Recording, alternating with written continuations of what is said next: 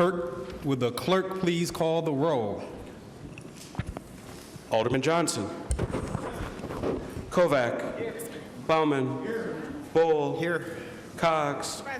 Rainey. Here. Donovan. Here. Lewis. Present. Murphy. Here. Borkowski. Here. Perez. Presente. Witkowski. Here. Zelinski. Here. Stamper. Here. Mr. President. Present. 15 members are present. Please rise and join in the singing of the national anthem.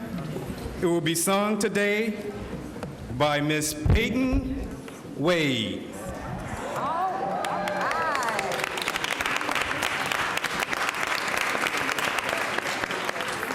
Oh, say, can you see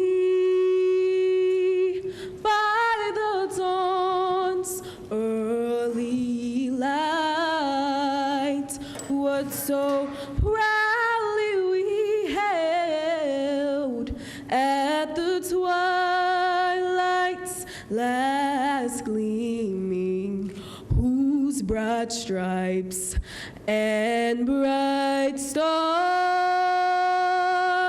through the perilous fight o'er the ramparts we watched were so gallantly streaming, and the rockets' red glare, the bombs bursting in air, gave proof through the night that our flag was still there. Oh, say does that star-spangled banner yet wave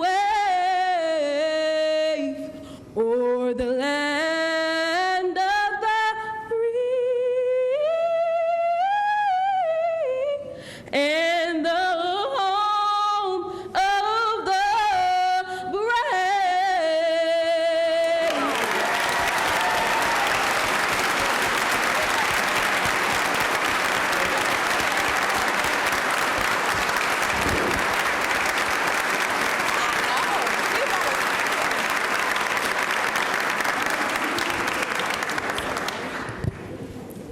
That's a beautiful council baby, just so you all know. Please remain standing for the invocation to be offered by Bishop Darrell Hines of Christian Faith Fellowship Church.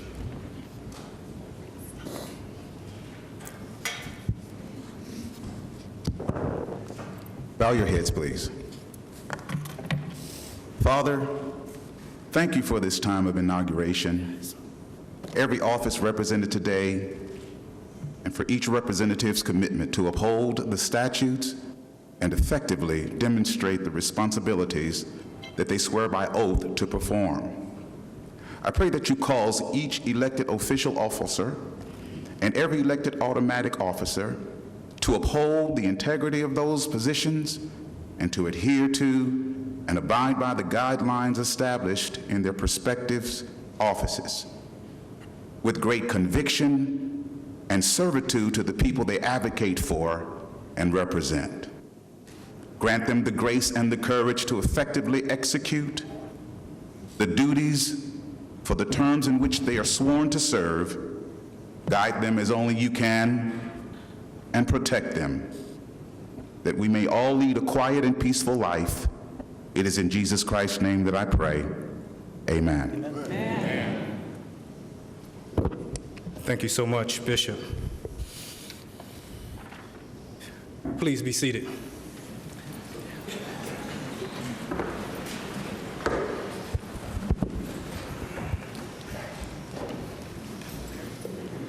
Typically, we would glance across the room right now and recognize all elected officials that are in the House. I am not going to try to do that. So I would like to acknowledge the many elected officials here today.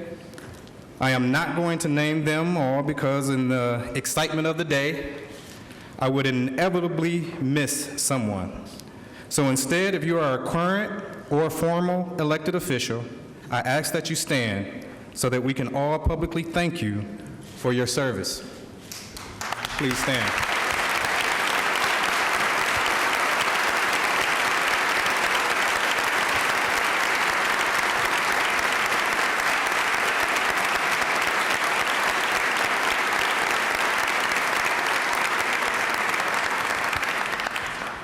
Thank you. Now, will the mayor-elect, Tom Barrett, please come forward to receive his oath of office?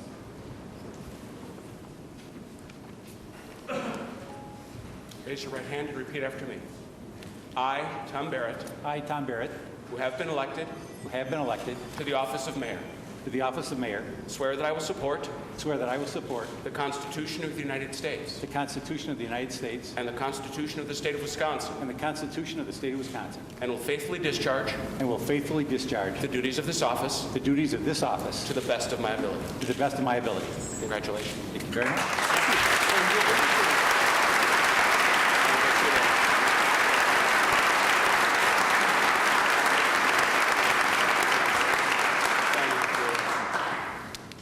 Got to do a little paperwork. Tom Barrett grew up on Milwaukee's west side, graduated from college and law school from the University of Wisconsin-Madison. As a member of both the Wisconsin State Assembly and in the Senate, he served 5 terms in the U.S. Congress. He was elected Milwaukee's 40th mayor on April 6, 2004, and has been re-elected 3 times since. Our mayor, Tom Barrett. Good morning. Let me begin by thanking and congratulating the new president of the Common Council, President Ashante Hamilton. Congratulations.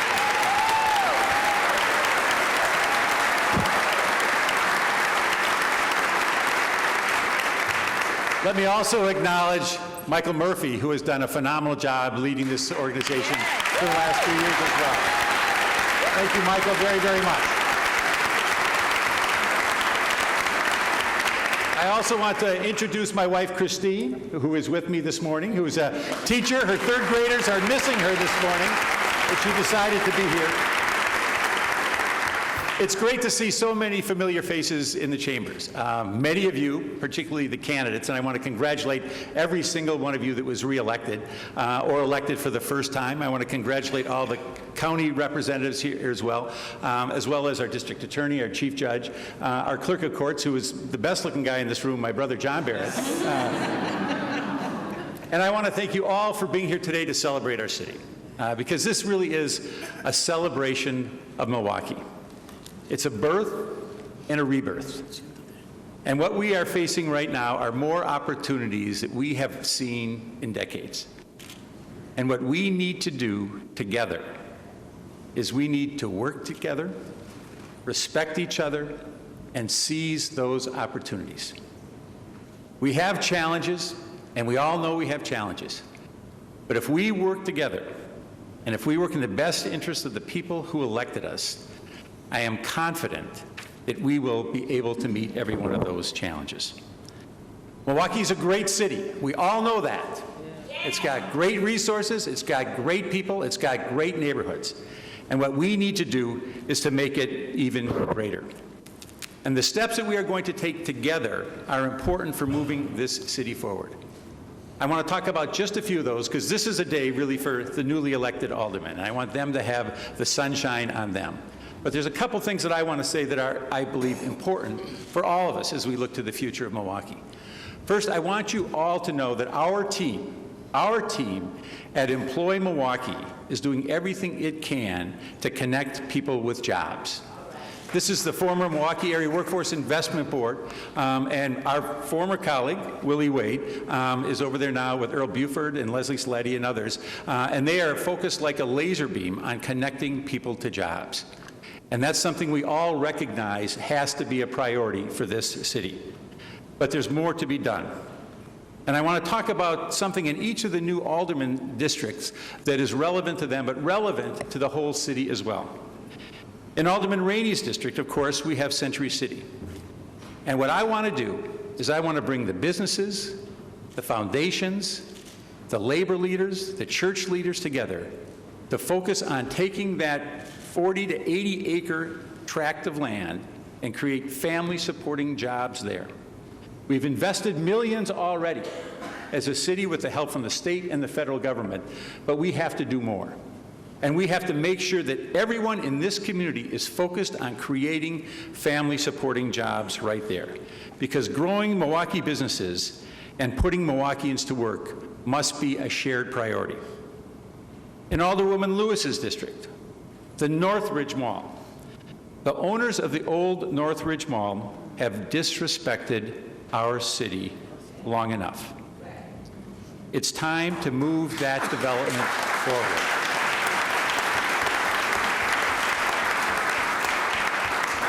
In Alderman Johnson's district, Midtown, we're very, very pleased with the investment of Children's Hospital, and we believe that that will be a catalyst to allow us to bring more businesses there as well. But it's not just the north side. The south side, of course, is important as well. And the Freshwater Plaza, if you go down First Street, you're going to see 3 developments that are under construction right now, getting to the Freshwater Plaza. That's a commitment that we have made because, again, we believe that that is important to that neighborhood. Even further south, the Airport Gateway, Alderman Mikowski has spent hours on that, and he's going to continue, and we're going to continue working with him to develop more businesses there. But we know there are challenges, and one of those challenges, of course, is public safety. Our newly organized Office of Violence Prevention and Youth Opportunities will take a community-wide and public health approach to violence and its impact on youth and families. I will continue to work with our partners in the criminal justice system to address serious repeat offenders. Over the last 2 years, 28% of juvenile car theft offenders, that's 161 individuals, were responsible for nearly 2/3 of car thefts. That is a trend that simply can't continue. And we are not serving the public, and we are not serving those juvenile offenders if there are not consequences. There must be consequences. And we know that our police are doing the job because arrests for car thefts are up 300% by the Milwaukee Police Department. But we have to work together to address that issue. And when it comes to gun laws, we must continue to press the legislature and the governor for sensible legislation. That has to be a priority.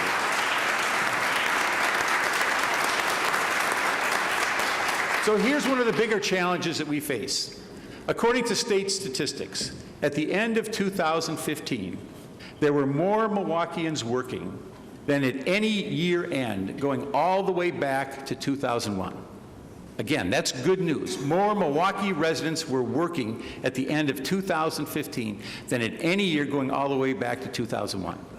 But every person in this room knows that there is too much poverty in this city. So what's the challenge? We've got the jobs, but people can't support their families. This is why at the local level, at the state level, at the national level, wages is such an important issue. We must, as a nation, we must, as a state, ensure that those individuals who are working, who are playing by the rules, who are trying to support their families, are able to do that. That's why I'm asking all of you to work with me to move the state legislature to increase wages for people in this state. That has to be a priority for working people in this state. Education. Again, we know education is a priority, and I'm proud to serve on the board of Milwaukee Succeeds. For those of you who are not familiar with Milwaukee Succeeds, this is the best collective effort that I have seen in decades, where all partners who have an interest in the education system are coming together to make education a priority. And we are focusing in particular on third grade reading. And what we need to do as a community, we need to more than double the number of third grade readers who are proficient in reading. And we have to do it by the year 2020, and we need mentors, we need foundations, we need businesses to support us in doing that. Our teachers are doing a great job, but they need more help. And so I'm going to make that a priority as well. Let's work together as a community to increase that reading proficiency. Because again, we all know if a child can read proficiently by 3rd grade, that's a gift they're going to carry with them the rest of their life. If they can't, it's a challenge that becomes more and more difficult to overcome. We together will tackle that problem.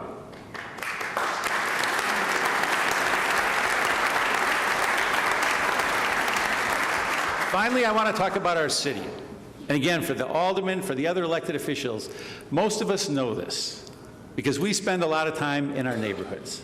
And what I have found in every single neighborhood, and I am not exaggerating when I say that, what I have found in every single neighborhood of this city are people who are struggling to get by, who love their families, who want to make sure that their kids are doing well, who want to take care of their parents, and they're not giving up. And the message that sends to me and the message that sends to every single one of us is if our citizens are not giving up, we will never give up either. We will be there to improve the quality of life, to make the streets safer, to make jobs more plentiful, and to make education a better opportunity, provide a better opportunity for them. We can do this. This is our time. This is our time to work together. And as much as we'd love the cavalry to ride in from Washington or the cavalry to ride in from Madison, we know that that's not happening.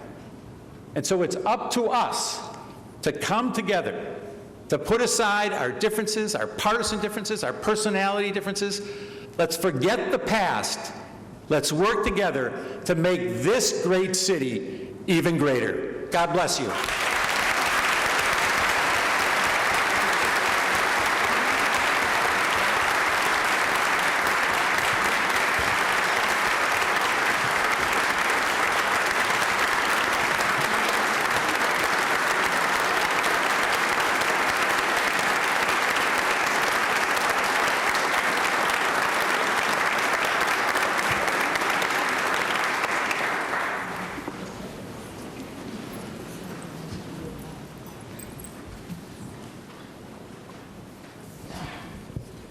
Next, we'll move into the aldermanic districts.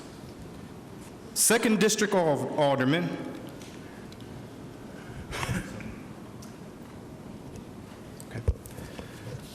well, before we do that, will all council members please rise for their oath of office? The oath will be administered by the city clerk.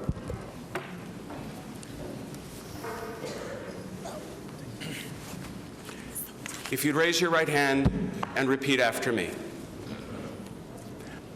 I state your name. I, Mark Borkowski, Who have been elected who have been elected to the office of council member, to the office of council member, swear that I will support swear that I will support the Constitution of the United States the Constitution of the United States and the Constitution of the State of Wisconsin, and the Constitution of the State of Wisconsin, and will faithfully discharge and will faithfully discharge the duties of this office the duties of this office to the best of my ability. to the best of my abilities. Congratulations. Thank you.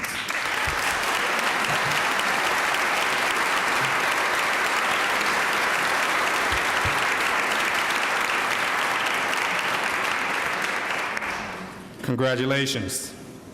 Now, 2nd District Alderman, Cavalier Johnson.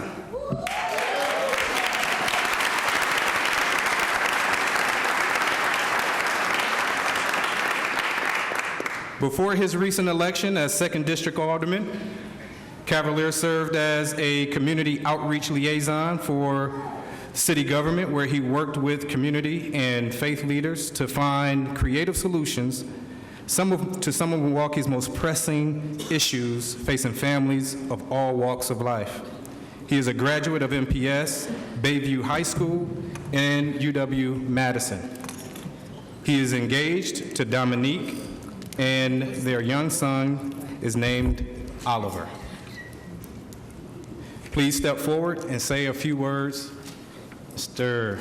Alderman Johnson.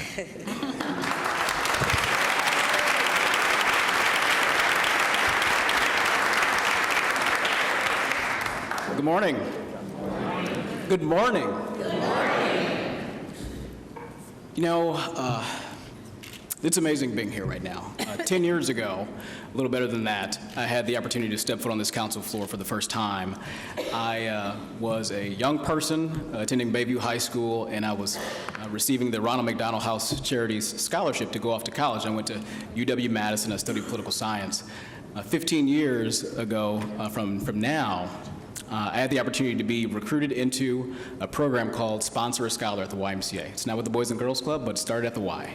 And the purpose of that program was to get young people in Milwaukee Public Schools, low-income neighborhoods like myself, involved with their future and looking at going to college. And I did that, as I said. The other part of that program was to get those same young people involved in service and giving back to their community. And I caught this service bug.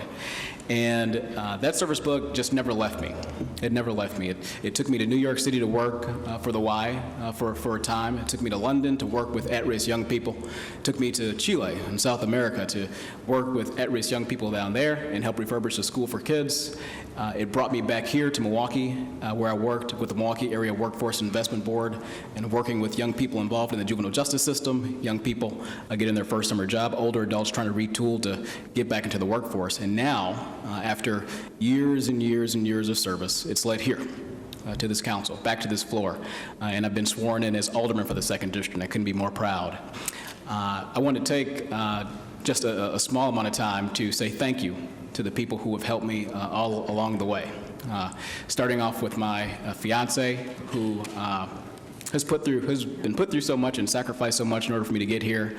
I want to thank my parents and my grandmother, who was here, for always supporting in me and believing me. I want to thank my young cousin Devin. We were talking about mentorship just a bit ago. A young person who I took under my wing when he was 9 years old, and he's going to be 23 years old now, but he really stepped up and helped us to get here. And I want to thank as well my brothers from a different mother, Victor and Andre Samaya, who have shown me that we can create lasting partnerships with people no matter where you live, no matter where you come from, no matter if you speak a different language. We can create partnerships and relationships that last. So we've got a lot of work to do, and I'm looking forward to getting to that work with the newly elected president, President Hamilton, as well as all my colleagues here on the council, including the alder women, which I'm very proud that we're able to say. So thank you very much. Let's get to work. Thank you.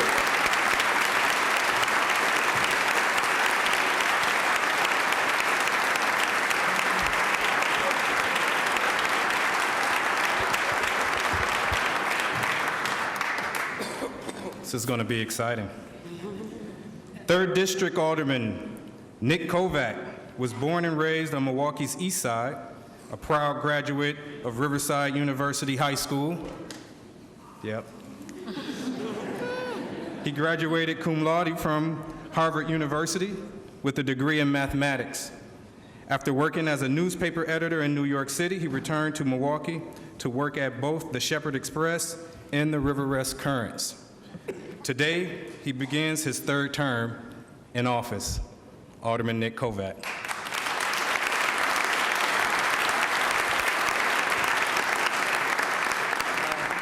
Thank you, everyone, for being here. It's great to see all the elected officials and everyone who supported them. And I think I want to thank all of you for having the courage to run. And I think I also want to thank everyone we ran against, frankly, because it makes democracy great to give the voters choice. And I think it's a beautiful thing that that many of us have tried to serve the people and will continue to. I just want to thank the people that are closest to me that are here today to support me. In particular, my wife, Grace Fuhr, who I'm very proud of. I would not be here without her.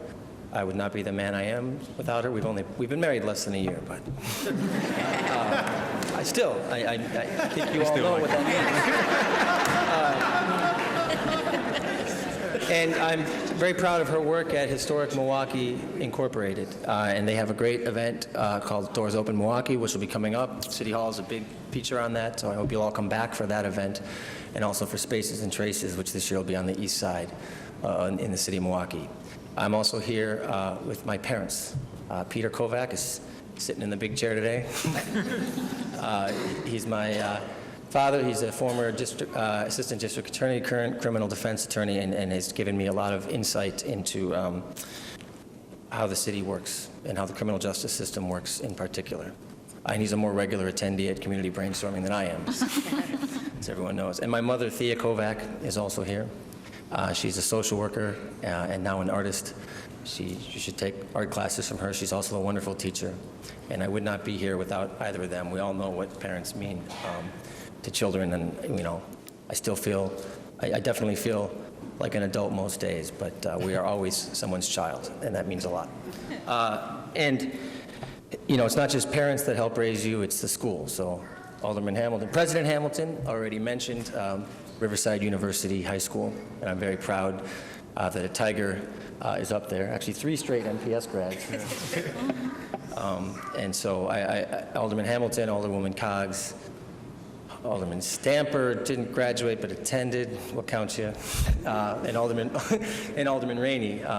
It's great to have so many Tigers on the council and so many Milwaukee Public School grads, including President Murphy. So I really look forward to working with President Hamilton. But it's also been an honor for me, and will continue to be an honor for me to serve with President Murphy. They've both been mentors for me since day one. And I hope they'll both continue to be mentors for all of us. And frankly, we're not on the school board. There's school board directors here. But Milwaukee Public Schools is the most important institution in this city. And so we need to fight for all of the things that are right in front of us, the nuts and bolts of city government. But I think we always need...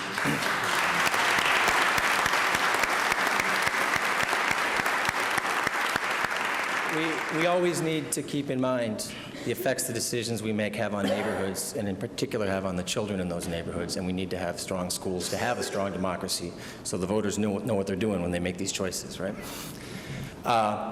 And one thing I noticed, I guess I'm a veteran now, this will be starting my 8th year, my 3rd term, and I in particular want to welcome, obviously all of us, but in particular to Khalif, to Cavalier, and to Shantia. I want to really welcome all 3 of you. This is be your first term. I am available to be your mentor, as are the rest of us, and I pretty soon expect the 3 of you will be my mentor too, because there's a lot I can learn about other parts of the city.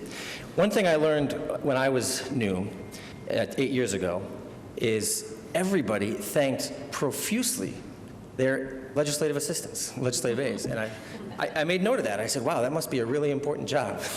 And so I can guarantee you how important that job is. And Amanda Cervantes is here. She is my chief of staff, my legislative assistant, and she does a wonderful job. All of you that live in the 3rd District who call my office, you know what a great job she does, and you know why I'm thanking her, because we would not be doing the jobs we can do without the people who support us. And I want to more broadly thank all 7,000 city employees, because we're on the board of directors. Obviously, there's a mayor, and there's 15 of us on the board of directors that either approves or doesn't approve a lot of the ideas the mayor has and come up with a lot of our own ideas. And we get the credit, we also get the blame. The blame can be tough sometimes, but there's an awful, and we're the face of that, and that takes a lot of energy. And I expend that energy on that, but I'm not actually driving around the city with hot tar in my trunk filling potholes. I'm not actually the one trimming the trees. I'm not actually the one making arrests and talking to neighbors and saving people's lives when they have heart attacks. That's the employees of the city of Milwaukee, and there's thousands of them. And we make decisions that affect them, but ultimately our success or failure as alderpersons, aldermen and women, like Cavalier, I'm very happy we can put an E on the women this year. Welcome, Shantia and Malele. But really, we are only as good as the people who work for the city and provide the services. So I just want to thank everyone who works for the city for helping us do our job.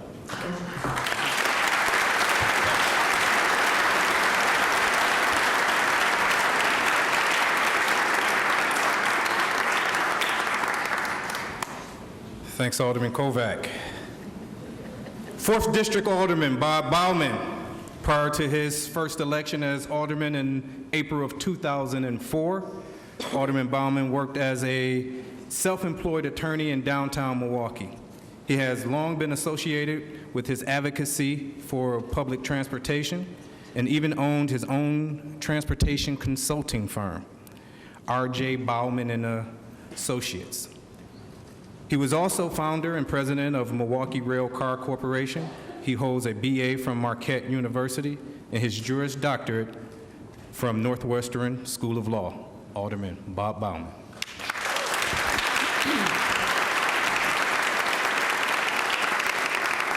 Thank you, Mr. President. You're welcome. Thank you, sir. Mr. Mayor, distinguished visitors, colleagues, and guests, it's a great honor to once again serve the residents and constituents of the 4th Aldermanic District. For those of you who may not be familiar, the 4th Aldermanic District is an extremely diverse area. It represents some of the greatest challenges that Milwaukee faces.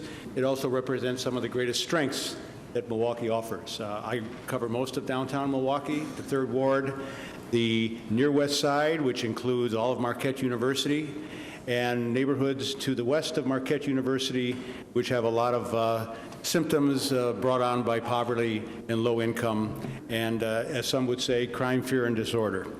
So it's a very challenging area to represent, and very challenging area to run successfully in. I've been blessed by the voters' confidence now, entering my 4th term. This is my 4th inauguration, 4th time standing before the assembled group that come here every 4 years to celebrate both where Milwaukee has been and where Milwaukee will be heading. I want to briefly honor and welcome our new colleagues, Shantia, Chevy, and Khalif. It's great to see you here. We look forward to working with you.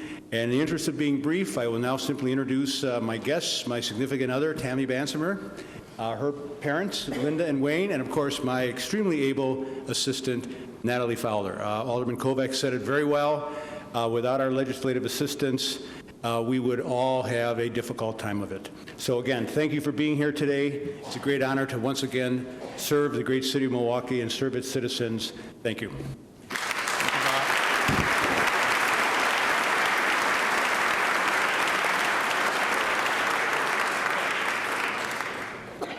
Bob Bauman belongs to the other fraternity at City Hall, which is Marquette University graduates.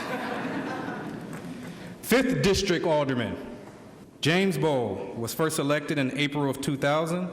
A native of Milwaukee's Northwest Side, Alderman Bowl graduated from Milwaukee's Madison High School in 1989 before earning a bachelor's degree and master's degree from Marquette University in 1993 and 1996. Prior to his election, Alderman Bowl taught at Madison University High School. Alderman Jim Bowl.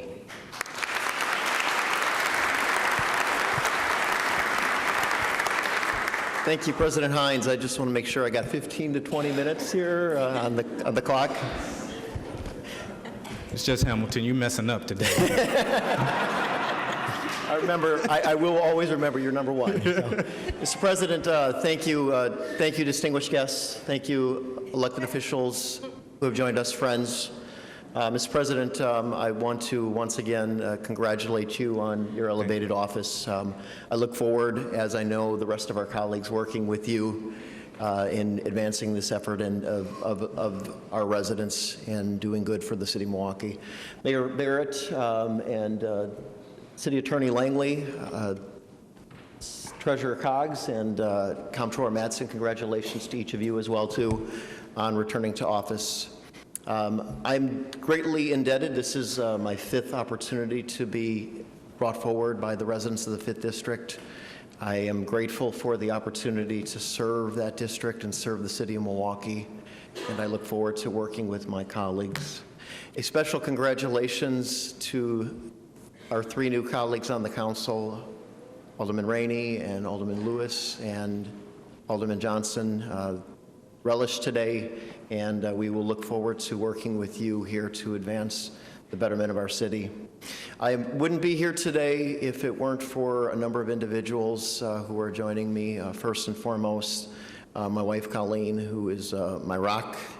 For those of you who run for elected office and you know the drudgery and the stress that comes with it, if you don't have a helpful mate at home, you will never get through it. So my wife has been kind enough to stick with me through 16 years, and I'm hoping that she sticks with me through at least 4 more here.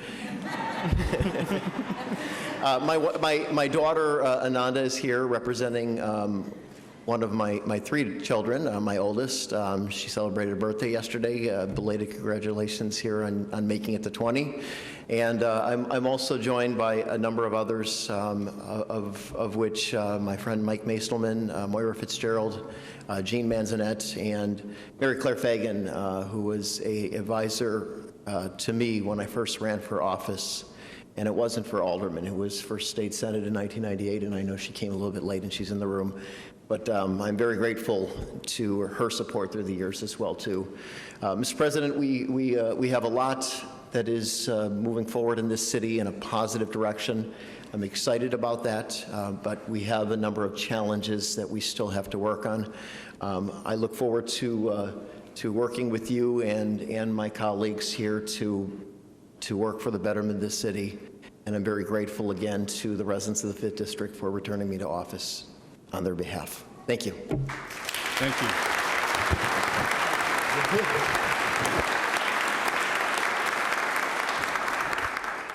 Mr. Alderman Bowe.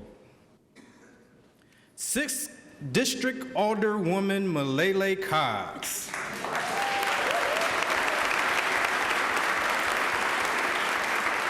Was born and raised in Milwaukee. After graduating from Riverside University High School, she attended Fisk University, where she graduated cum laude with a BA in Business Administration and English. Alderwoman Cox received her law degree from the University of Wisconsin Law School, and since graduation has successfully and skillfully managed several election campaigns and formed M.A. Cox and Associates, LLC, a consulting company specializing in politics, education, and small business development. Alderwoman Cox.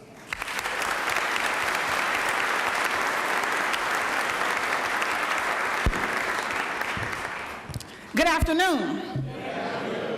Now, we are here for the 2016 inauguration of Milwaukee's Common Council, so I know we have more energy than that. Let's try it again. Good afternoon. Good afternoon. All right. Never give a microphone to a room full of politicians. You'll be here a while. I want to start out by saying thank you. Thank you. Thank you. Thank you to my family, my husband, Kyle Phillips, my daughter, Kayleigh Phillips, and my son, 11-month-old Kalfani Phillips. I say thank you to them because those of you who have ever been a public servant know the sacrifices we have to make each and every day. For every meeting you attend, for every phone call you accept, that is time and energy you are not with your family. So I say thank you for allowing me to walk in my purpose and to be of service to this city. Thank you to the community. Each of us, you know, that fateful Tuesday night, we sit there at 8 o'clock and wait for those numbers to come in. And we're looking at percentages and we're looking at wards and we're hoping that those numbers are great enough and that we've worked enough and that people have recognized the service that we've put in enough to allow us to be able to serve. We would not be here were it not for the community, the voters, the people who represent us. And to those same people, those community members, those 6th District representatives, I say thank you. Thank you for allowing me both the pleasure and the honor of representing the place that I grew up, the place where most of my family still is, and the place where I am choosing to raise my children. It is truly an honor to be able to give back to the area that has given me so much and the great people who live there. But recognize this, for as much power and authority as we may have, aldermen are only as powerful as the people we represent. And each of us sit here with about 40,000 people who hopefully will have our backs. That's right. So I always say this, throughout my tenure, we may not always agree on every issue. But to those residents of the 6th District, know this, with every vote I take, with every decision I make, it is truly in my heart of hearts with the best interests of the residents of the 6th District and the community that I represent at heart. I also want to say thank you very specifically to Team COGS. There, as we all know, those of us who've run campaigns before, there's a finite group of people who usually are the ones burning the midnight oil, knocking on those doors, sending out those emails, helping you do your mailings, collecting checks, and all of that kind of thing to help you get here. So to all of those members of Team COGS who took the time out of their busy lives and schedule and who believed enough in me to help me to get to where I am, I say thank you. I also say thank you. I always, when I consult for other candidates, I say this.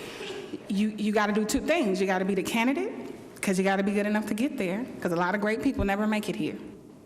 And you got to be a great representative once you're there.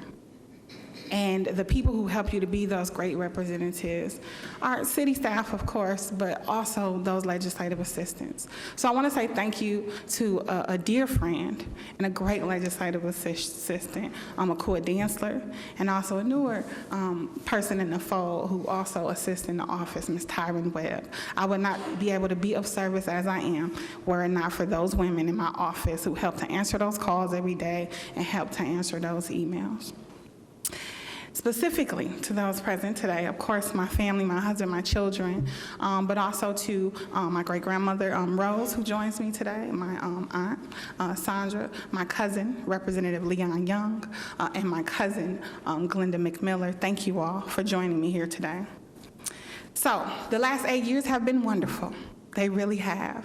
And I say welcome to the new 3 people who will be here, but I want to say a special welcome, because I've spent the last 8 years saying, you know, I'm the only one, I'm the only one. And I give credit to the men that I've served with. You all have actually been way more welcoming and way more helpful than one could imagine. But there's nothing like having another woman by your side.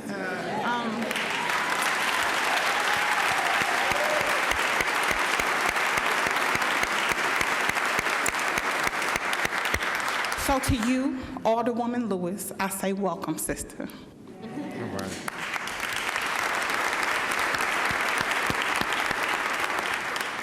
So I see Milwaukee, and I love this city. Been around the world and a whole bunch of other places, and no matter how bad the headlines are, how bad the news stories are, how much yellow tape I see in some neighborhoods, I have to remind myself every day I love this city and the people in it. And every time that we come down to City Hall and push for policy and fight for things, that's something I carry with me. I love this city. I recognize the challenges and the trials that we have in front of us, but I love this city. And we have a power and ability to help change and improve this city. So when I think about this city, I see potential laced with opportunity. In this city, I see neighborhoods, some that face trials, but that are waiting to be transformed into triumphs. In this city, I see residents who are proud of the neighborhoods that they helped build and who want to continue to improve the quality of life that they each have. And we are each charged with helping to make sure that this city is as great as it can be. And so the next 4 years, my concentration are a couple of things, and that's this. The love I have for this city is something that I want to share. I feel like as community members, as we watch children shooting themselves in the streets, last week as I watched a mother lay in a pool of blood that her son's body was found in, and as we turn on the news and hear about a 1-year-old baby being shot, I say I love this city and I want to spread that love. And it sounds touchy-feely, but it's real. Because the only way that somebody could shoot a 1-year-old, the only way that somebody could leave a body to die on the street is because we're missing that love. So I know it sounds real touchy-feely, but I mean it.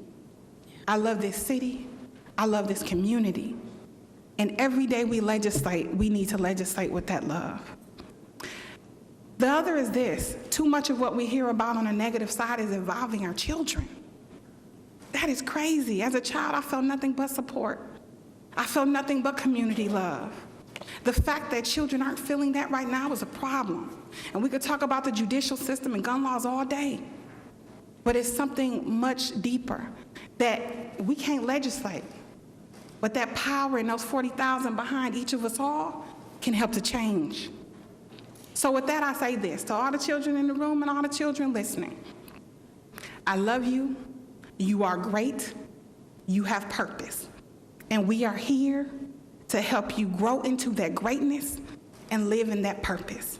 And so every day we making policy and making those decisions, those are things that I'm going to keep in mind, and I would hope that each of you do too. I'm looking forward to these next 4 years. Thank you.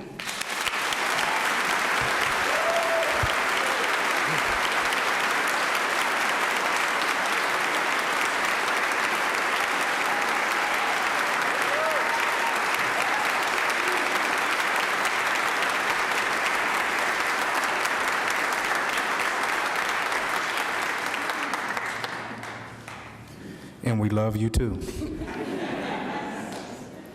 7th District Alderman, Khalif Rainey.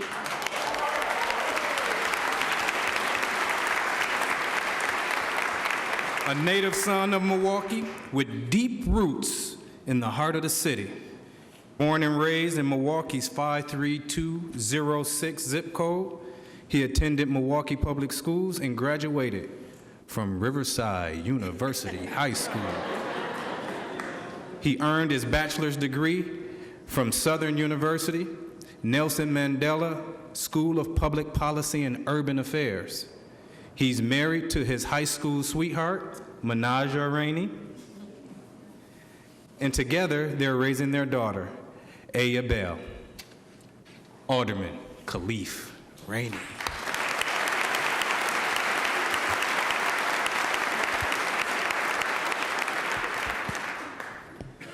You know, first and foremost, I want to thank God. You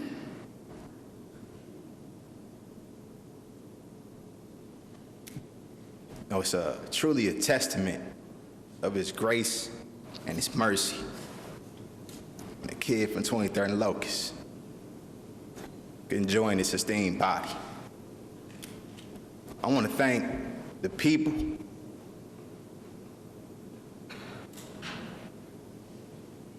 who had unwavering support for me, who didn't stand on the fence, who didn't say, I don't know. They said, Khalif, I believe in you. Khalif, I'm with you. First and foremost, I want to thank Alderman Willie Wade, finding me worthy, saying, Khalif, you have the education, you have the experience, you have the heart of a servant. You're going to do great things, the Alderman of the 7th District. You know, I grew up on 23rd and Locust. You know, I had the great fortune of receiving a scholarship from a local philanthropist by the name of Jack Rosenberg. He gave me $20,000 to go to school. And we come from humble beginnings. I'm the first in my family to go to college. Without that, I probably wouldn't have been able to go. He just told me use my education to come back to my community and make a difference. So I went to Southern University. I decided to major in political science because I thought that's where I could affect change. I graduated. I came back. I started doing a little Googling, trying to figure out who was in government, who can I come back and who can I work with, who can I work for. And lo and behold, my former high school teacher was then the alderman, President Ashanti Hamilton.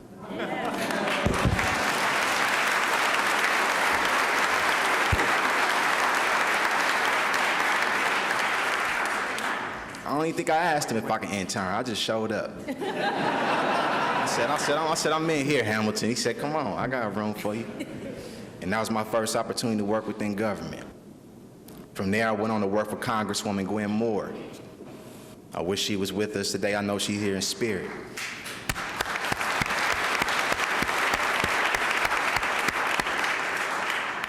During that time I worked for the Congresswoman, I learned truly what it meant to be a selfless servant of the people, to sacrifice, to really put your heart into it. And I thank her. Miss Shirley Ellis from the Congresswoman's office, she's with us today. and they was hard on me. They wasn't easy on me at all. And they made me who I am today, made me dot those I's and cross those T's. From there, I said it was time for me to offer myself in a greater capacity. I ran for county supervisor. And I remember in my announcement, I forgot, I was so afraid I forgot my whole speech. Congresswoman, she got up there, she just took over, delivered the whole speech for me. I want to thank my wife, Menaja Rainey. I met her in high school. I was a knucklehead. She was a cheerleader, a National Honor Society. I knew in order to keep her, I had to change my act.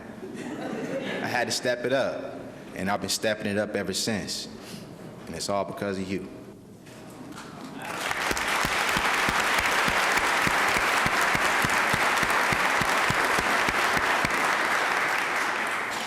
I have my grandmother here with me today. She a fighter. She love to fight. She pick a fight with anybody. And that's the spirit I carry with me in the body of government. I want to thank the people of the 7th Automatic District. I knocked on so many doors. The people were so welcoming. They brought me into their home. They fed me. They gave me something to drink. You know, they encouraged me. And the belief that they had in me is what empowers me. And it also holds me accountable. That belief that they have in me, that's something I have to deliver on. And that's something I intend on doing. I want to thank my treasurer, Charlotte Sang. She's more than a treasurer. She's like a mother of mine. She's always there by my side, and I appreciate her. I got my father here with me today, Mr. Anthony Rainey. He showed me so much through his perseverance, through his triumph. Have Alberta Walker with me here today, who's seen my journey. I thank you. I have my colleague from the county board, Jerry Broderick, with me. Someone who showed me the place of belief, the place of values in government, and holding firm to those values despite the opposition. This guy would not sell a park. He would not compromise on nothing dealing with no parks.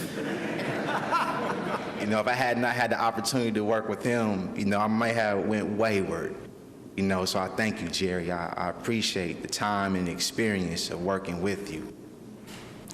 I don't want to forget anybody because so many people helped me to get here today. Our campaign manager, former state representative Barbara Toles.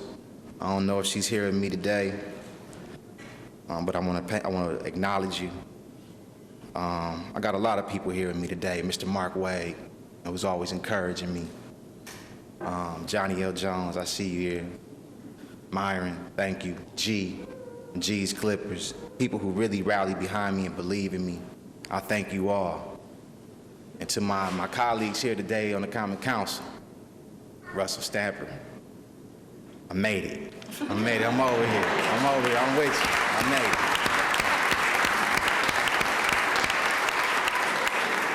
I remember one day, me and Stamper, we came down here, and we were standing over there in that corner, and we was like, we're gonna get down here, we're gonna make it to the Common Council, man. And we was plotting and we was scheming to get over here, and you made it over here before me, you know, but I'm glad I have made it over here with you. Malele Cox, you know, been knowing you forever. You've always been supportive of me, unwavering support. I appreciate you. To all the rest of my colleagues, I'm looking forward to working with you. And as we celebrate right now, there's some people out here in our community that's hurting. There's some people out here in our community right now that's in pain, that's out of work, that's hungry. Let's keep that in mind today as we celebrate that we got a lot of work to do. I thank you all for this opportunity. I appreciate the opportunity to serve you. Thank you. Good job.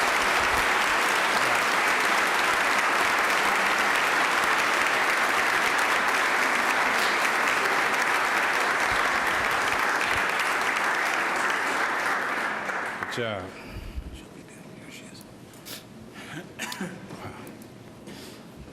8th District Alderman, Bob Donovan, Fighting Bob Donovan. First elected in April 2000, has been active in a variety of community organizations for many years. Prior to his first election, he held a leadership position with the Southside Organizing Committee, the Layton Boulevard West Neighborhood Association, and the Near Southside Catholic School Association. Born and raised on Milwaukee's South Side, Alderman Donovan is a graduate of Thomas More High School and has attended both St. Francis de Sales College and UWM. Alderman Bob Donovan.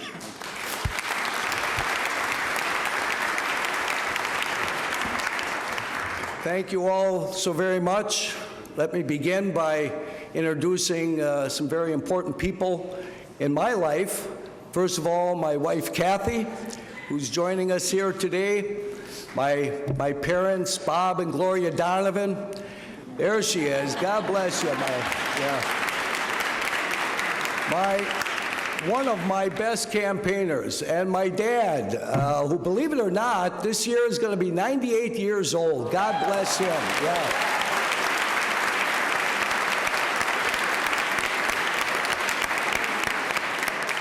Also, my brother Ken is joining us. He's retired from the Waukesha Sheriff's Department as a captain, very proud of his service to that community. And then my daughter Eileen, or should I introduce her as Sergeant Eileen Donovan Agnew of the Milwaukee Police Department, very proud of her service.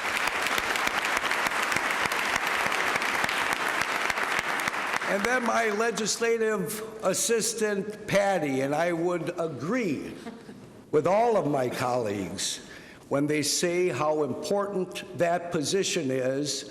The other day, a constituent of mine came up and congratulated me by saying, "Bob, I'm glad you're reelected," or "I'm glad Patty is reelected." That's what he said.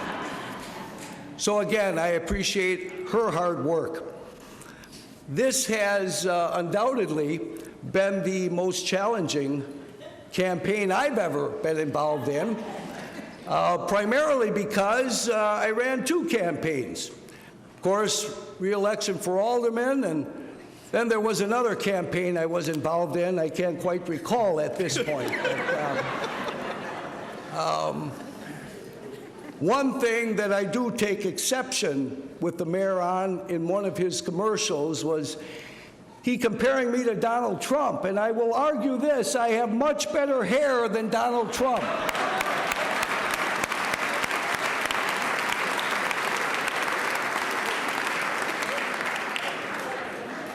But I would agree with the mayor when he says there are a lot of great people across the city of Milwaukee.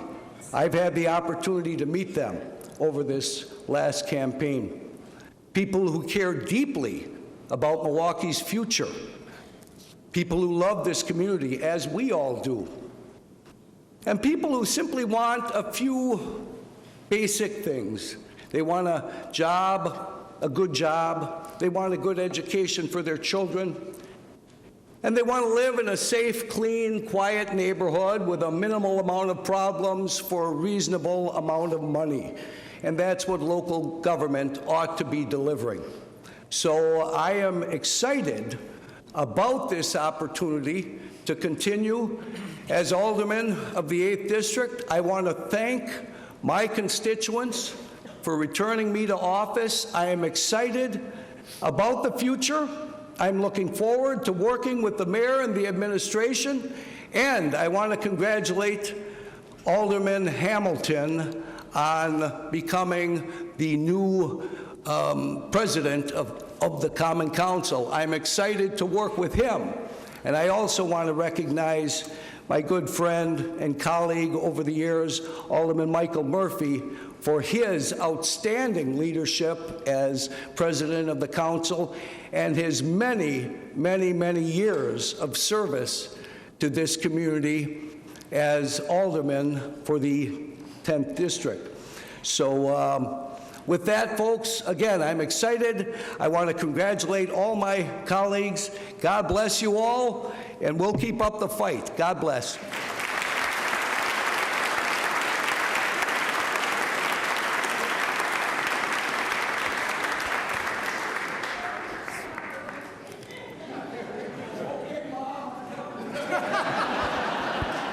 Now you see where he gets it from.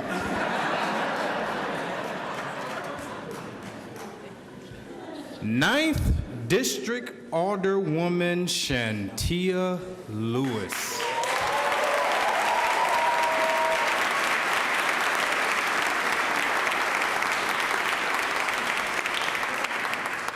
Alderwoman Lewis was born and raised in Milwaukee.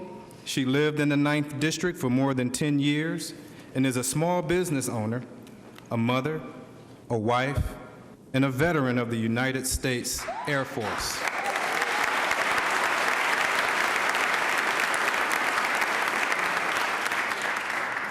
She's an Emerge alum who earned her degree from Alverno College, focusing on community leadership and development. For 3 years, Alderwoman Lewis has been a board member for 9 to 5 Wisconsin and has recently been appointed to the 9 to 5 National Board. This is newly elected Alderwoman Shantia Lewis.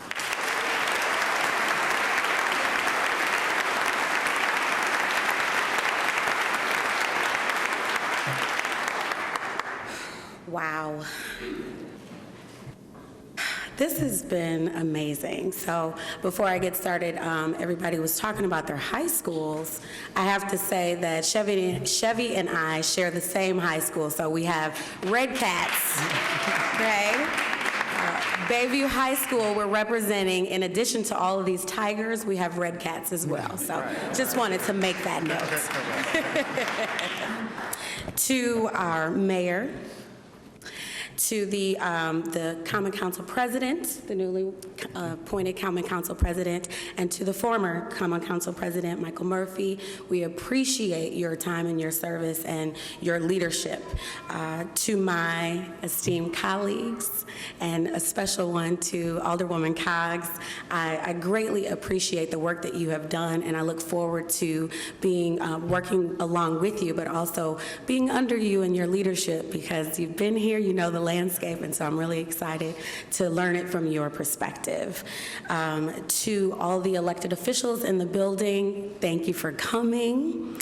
Let me just take this opportunity to say, for those of you who don't know, I am a minister, so I wanted to take this time out and say I thank God for this opportunity, because wow, it was definitely through His grace and His favor that allowed me to push through and get through all of those long nights and those hard times. So I just thank Him for this opportunity to, yes.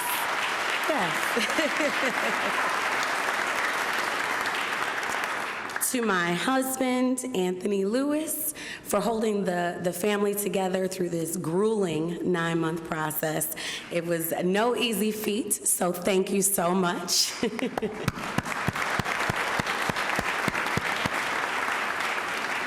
I can't wait to see what this next 4 years looks like, so I'm really excited about that.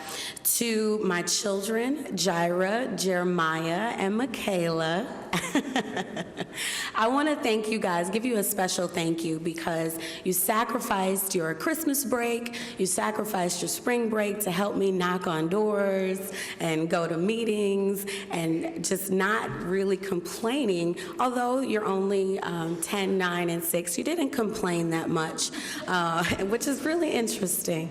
You didn't complain because you saw the vision at such a young age, and I'm just so grateful. You are the very best part of me, and so I wanted to say thank you, and I love you so much. To my parents, all 5 of you. We are missing one, but I have a large corner. So I want to say thank you for all of the hard work and the sacrifices and being my cheerleaders. You all have been right there through this whole entire process, making sure that our family ran smoothly, and I'm so grateful for your love and your support and your unwavering support throughout this process. So thank you so so much. And to my Gammy, who is here, I can't say, like you said, Alderman Donovan, how your parents are 98, but mine are pushing up there, and I'm just so grateful to my Gammy and Gammy Amsey and to Gammy Rose for being here and passing the baton to me. So thank you so much. And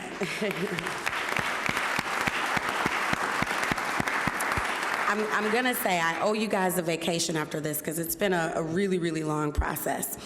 To my pastor, Robert Randolph, and my First Lady, Sabrina Randolph, you all have been my rock, my sounding board, my everything through this process, you know, pushing me, encouraging me. And so I'm just so grateful to have been under your leadership for this past 8 years and knowing that you guys are right there with me and making sure that you got me covered in prayer and making sure that you have my back and that no matter what it looked like, you were right there with me. So thank you so much. I love you all.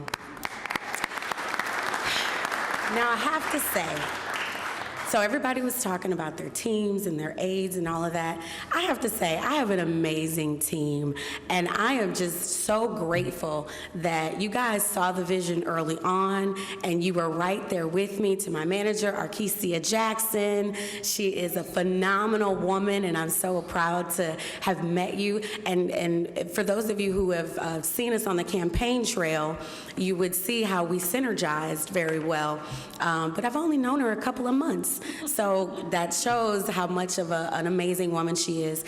To Christopher Walton, you rock. I'm so proud to have you as a part of the team. Christina and Steve, who is not here, but you guys jumped in. They're actually constituents, and they saw the vision and they decided to support me and jumped in, and they said, where can we help? And they've been right along our side ever since, and I'm just so just amazed by your dedication and your support. So I want to say thank you so much for that. It would have been almost impossible to get through this without you guys, so thank you. And I want to say a special thank you to the constituents of the 9th District. You placed your faith in me, and earning each and every vote meant so much to me, and I tell you, I'm taking it to heart, and I know that we've got a lot of work to do, but with your support and your continued encouragement and being right there with me, we're going to get this work done. We've got a lot of work to do, but I'm leaning on you all from the 9th District to help make this possible. So we're going to turn this into a historical moment, and I'm so excited about what the future brings. So I'm humbled for this opportunity, and I thank each and every one of you for being here today and for joining us in this special moment, and to my brand new colleagues who came in the door with me. Thank you so much, Alderman Johnson and Alderman Rainey. It's been one long journey on this campaign trail, but you guys were super troopers, so I appreciate you all. And to the senior members of the Common Council, I want to say a special thank you to you all for wrapping your arms around me and bringing me in the fold and helping to guide and mentor me. So I'm definitely going to be looking to each one of you to make sure that we are doing the best work for the city, bringing unification, which is really important to me, to this city of Milwaukee. We've got a lot of healing that needs to happen, and so I'm going to be leaning on each and every one of you to make sure that it happens, because the city is looking to us, so let's get to work. Thank you so much.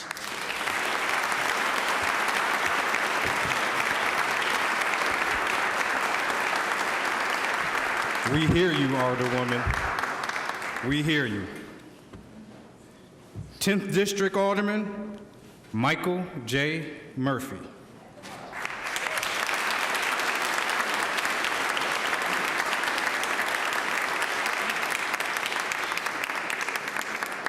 Was first elected in a special election in 1989 and is now beginning his 8th term in office. A lifelong city resident, he is the first son of Irish immigrants to be born in America. Alderman Murphy attended Highmount and St. Catherine's elementary schools and graduated from Milwaukee's Madison High School in 1980. He holds a bachelor's degree of science in geological sciences from the University of Wisconsin, Milwaukee, and has completed graduate coursework towards a master's degree in public administration. He is also the senior member of this Common Council. Alderman Murphy.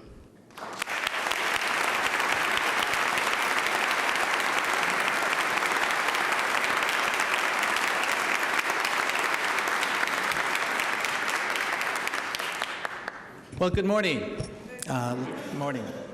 Ladies and gentlemen, distinguished guests, other elected officials, I see Marvin Pratt, Sue Breyer, Don Richards, Mayor Barrett, City Attorney, our Comptroller, our City Treasurer, our Municipal Court judges. Thank you very much for all being here this morning. Let me begin by first thanking my family. Serving in public office, quite honestly, can be a very, very selfish act. The fact is, we do spend countless hours away from our family. I would not be in this position if it was not for my beautiful wife, Terry, and my wonderful daughter, Maggie Murphy.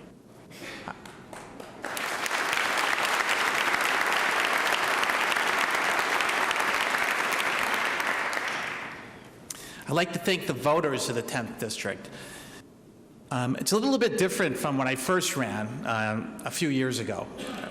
When I ran a few years ago, in 1989, they would confuse me many times with being the paper boy, like, we've already paid you. You're at the door again. So I don't have that problem anymore going door to door. I have a little bit grayer hair, a little bit hopeful, a little bit wiser at how I handle myself and the people of this city. You don't get into this position on your own. You get here by your friends and family and the people in your district. And I specifically want to recognize a very good friend here who is today, Patty Burke, her husband, Brian Burke, former colleague, a member of this Common Council, former state senator, who gave me my opportunity to serve this city. I want to say thank you to him publicly, and I want to say thank you to Patty for being here representing Brian. I much appreciate that.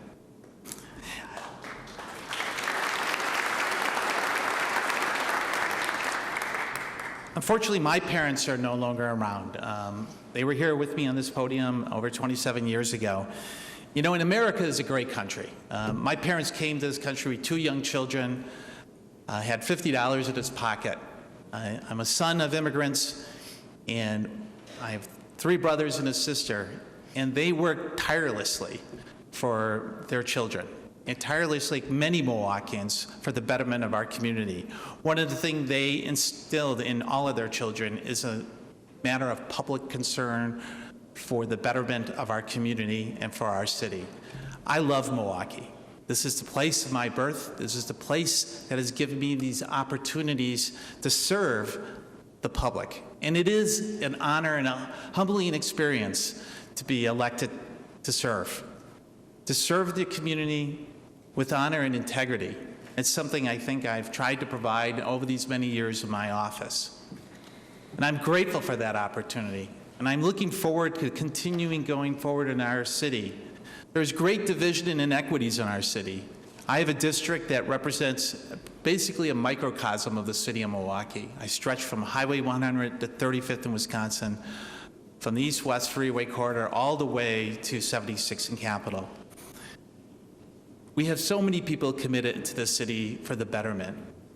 People like Vi Hawkins, a longtime 50-year community activist and a supporter for me so many years, who have dedicated her life for the betterment of our community. People like Bill Averill, who served in great honor, not only as a public servant, but as a community member in this city. As I continue down this path of serving this community, I also want to recognize people like Sarah Zarate. Sarah Zarate, in the last 2 years in my office as president of the Common Council, has helped raise over $1.5 million in private money that's earmarked to the central city of this community. We were committed to making sure the voices of those people whose voices often are not heard or not respected were heard.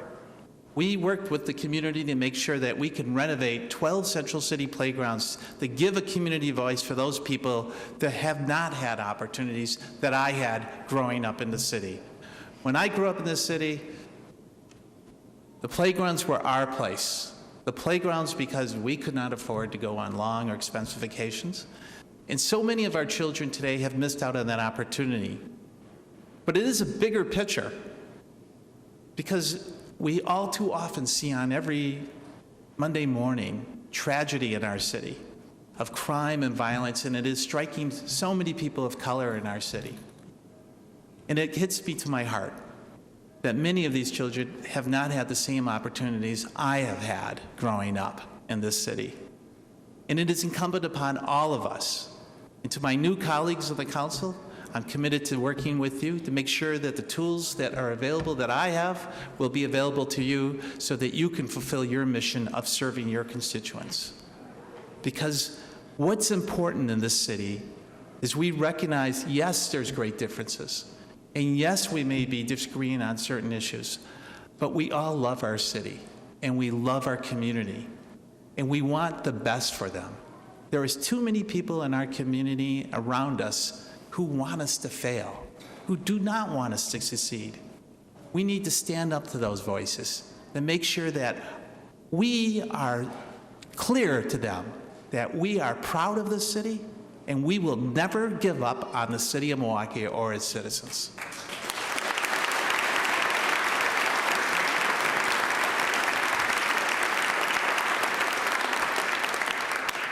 In conclusion, let me congratulate President Hamilton. I look forward to working with him and all my members of the city as we move forward. Thank you very much.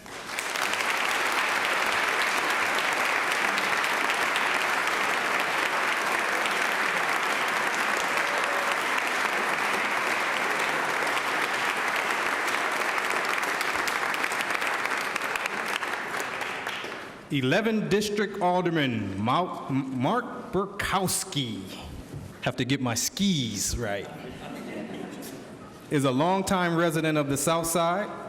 He was first elected to the Milwaukee Common Council in a special election on August 18th, 2015, and then re-elected to his first full term on April 5th, 2016. Prior to his service to the city of Milwaukee, Alderman Burkowski served for 23 years on the Milwaukee County Board, winning his first election in 1992. He graduated from Carroll College in 1981 with a Bachelor's of Science degree in Business Administration and pursued his master's degree in management at Cardinal Stretch University. Our experienced council member, Mark Burkowski.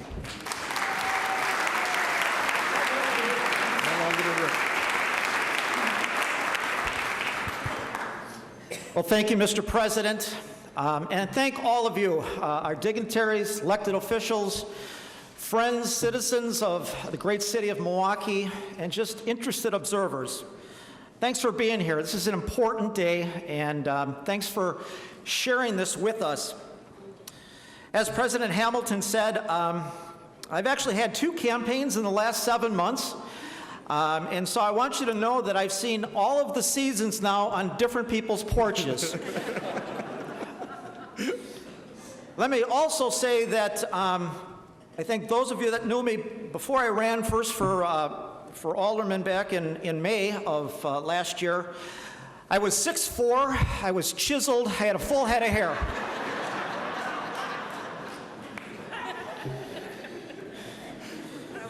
Let's see if I last this term. Well, let's do thank yous. First of all, let me thank my bosses, the citizens of the 11th Aldermanic District.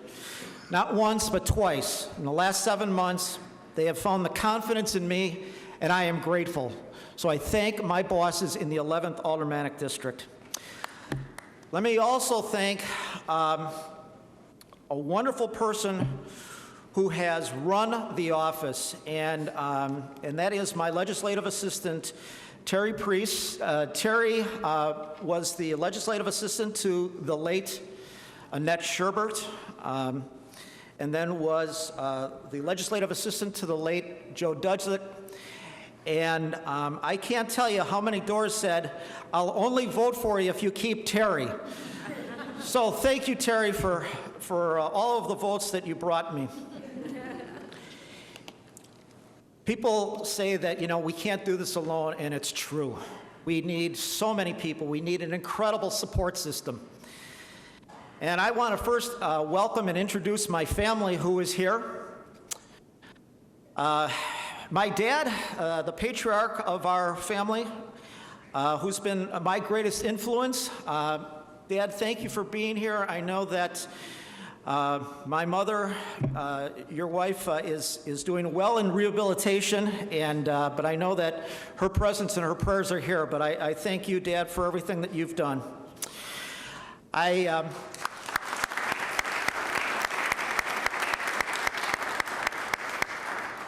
I'm the oldest of 5, and I would tell you, each and every one of my siblings I am incredibly proud of. My brother Mike is a colonel in the Air Force Reserve, and he's also a medical doctor. My sister Monica is a special education teacher in New Jersey. My little brother Daniel is retired from the Air Force, but I do have my brother Matt with us today. Matt is a 26-year veteran of the Greendale Police Force, and thank you for protecting everybody. I am also the father of 2 very, very outstanding adults. My son, who just 2 weeks ago defended his doctoral dissertation at Loyola University, and we were all there to witness just an incredible event. And so he is not able to be with us today, but Vincent I'm very, very proud of Vincent. But I do have my daughter here, Molly. Molly is a registered nurse over at Aurora Mount Sinai, and she is doing a terrific job, and I'm so proud of her. She is today a new member, soon to be a new member of our family. My son-in-law, her fiance, Jordan, firefighter EMT. And so, Jordan, we welcome you. Family obviously is huge, but these campaigns are grueling. These campaigns are brutal. And I just want to recognize the people that have been with me twice now in 7 months.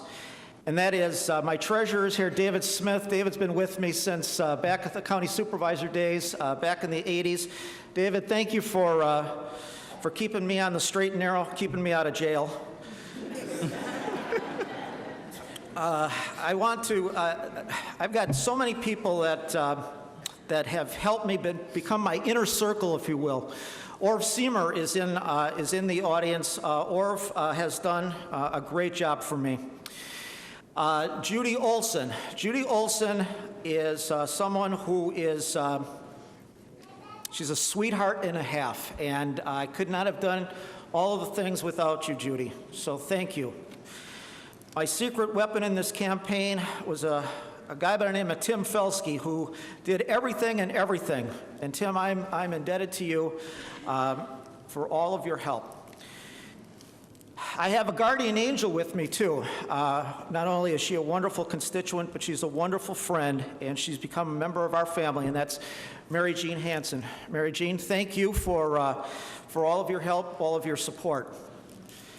And finally, I wouldn't be here without the guidance of the infamous Craig Peterson. Craig has taken me under his wing, and he has provided leadership, he has provided counsel, and Craig, thank you. My comments today, as far as the next 4 years, and I concur that the city is on a right path, and we're doing wonderful things, especially downtown. But the challenge in my eyes is that we need to extend those tentacles to all sides of this city.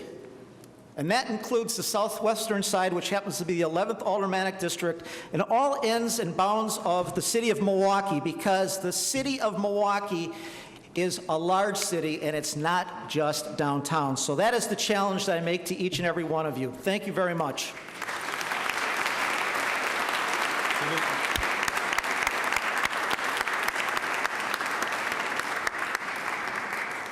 Alderman Mark Burkowski.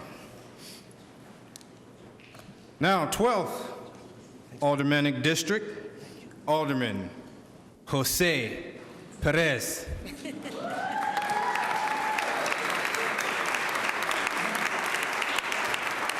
I was practicing, mi amigo. Prior to his election in 2012, Alderman Perez served as the executive director of MICA. He was previously employed in the Department of City Development, the Community Block Grant Administration, and once, not very long ago, in the Public Information Division in the Office of the City Clerk. A longtime Milwaukee resident, he was most recently a successful commercial real estate developer. He holds his Bachelor's of Arts degree from Gardner Stretch University. Alderman Perez.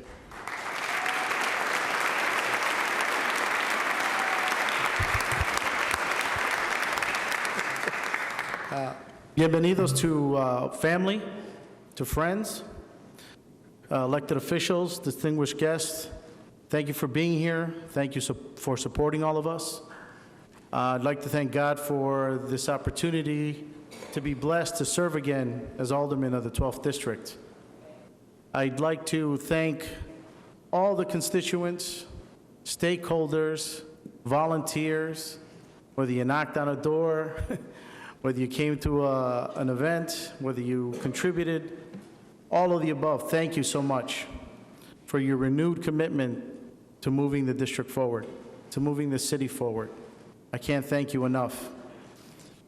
I'd be remiss without thanking all, when I think about how I came up and all the leaders in my community, thank all the elders, thank everyone for all the community organizing, the marches on the Grappy Bridge, your struggles. It is on your shoulders that I have an opportunity to stand on and work with this distinguished body. And we've had a lot of successes in my first term, and that's only happened because, one, the support of my colleagues, the support of the community, and we're going to continue to move forward and keep that team approach that we have in our district. I'd like to welcome our new colleagues. It is going to be an awesome experience. And let me tell you, with my first reelection, time flies. It really does. So let's make the most of it. We have our challenges. We know that. So let's roll up our sleeves and let's get busy and let's celebrate the victories that we have together. I want to recognize everyone who's here with me today. And one, I want to start with my legislative assistant, Maribel Murillo.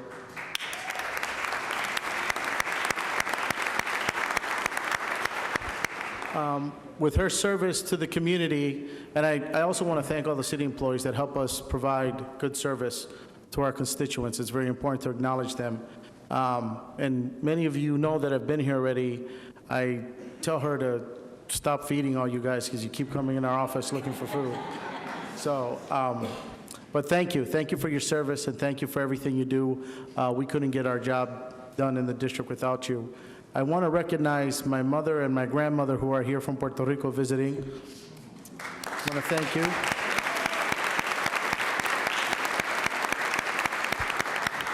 My grandmother soon will be 92 years old, and I just want to thank her for raising me, and thank you very much, Grandma. And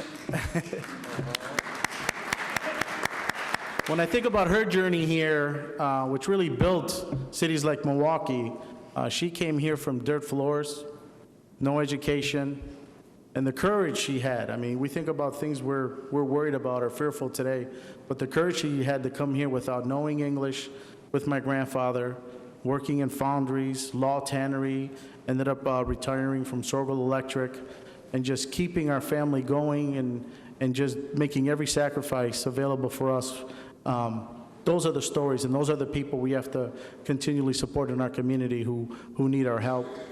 And then last but not least, I just want to say thank you to my lovely wife and children who are everything to me. Thank you for your support. Thank you for being there. And I look forward to working with all of you. And congratulations, President Hamilton.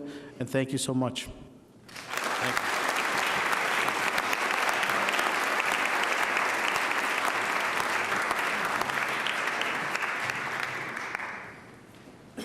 13th District Alderman Terry Witkowski is a lifelong Southside resident and has lived in the 13th District since 1955. He was elected to the Common Council in the special election on July 22nd in 2003. In addition to his service as Safety Director for the Milwaukee Safety Commission and the Milwaukee Police Department, he is a past president of the Southside Business Club, the Survive Alive House Foundation, and the Southside Civic Association. He holds a master's degree of science from the University of Wisconsin-Whitewater and a Bachelor of Arts degree from Marquette University. Alderman Terry Witkowski.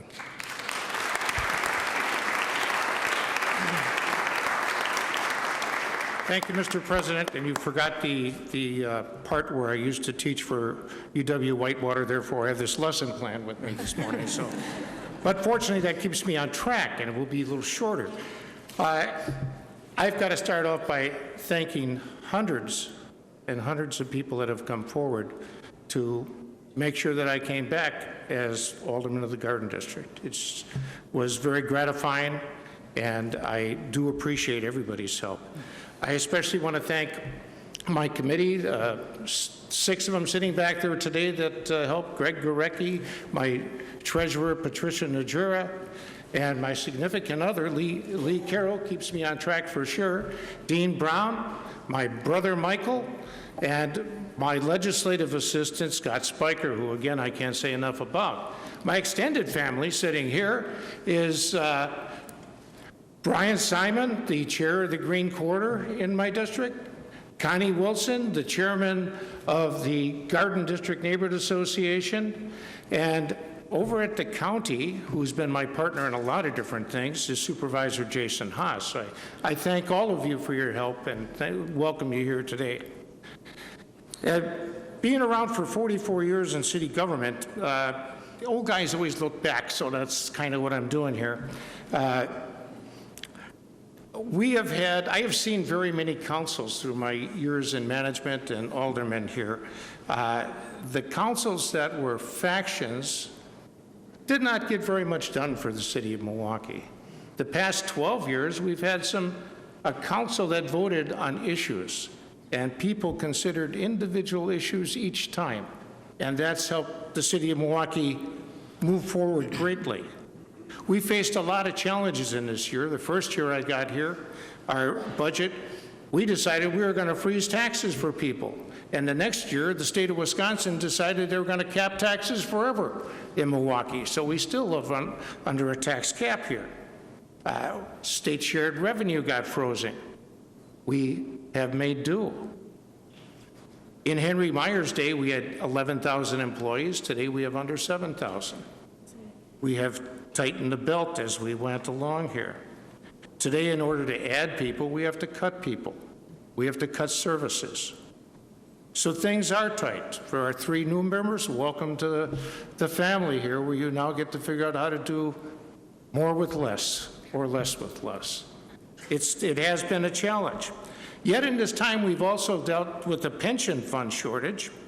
We've experienced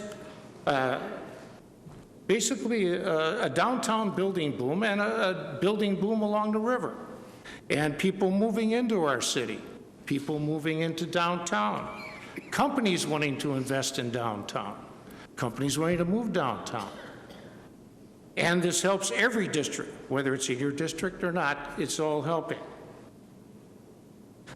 We had the Great Recession, yet we still had some building that went on thanks to measures of the administration and this Common Council voting to have the Modern move forward, and the North End moved forward, we still had construction jobs here in Milwaukee and still developed the city. We've had crime go down for 7 years, and now we've had a crime spike. We now have a president that, along with many others, realizes that hiring police officers isn't the only way to reduce crime. Matter of fact, it's everybody's job.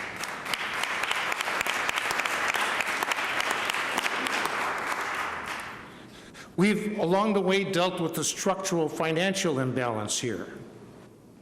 We've seen teen pregnancy go down. We've seen infant mortality go down in this city. We've seen a road replacement program where you had to wait 114 years before your road was replaced, reduced to the 60 years, which is the average that it used to be back in the good old days. So the city has moved forward. Yet we still have our challenges. We still have to provide jobs. We still have poverty. We still have to improve education. And in the next 4 years, we have problems that at this point in time, we don't know will surface. We'll deal with them when they come, as we have along the way.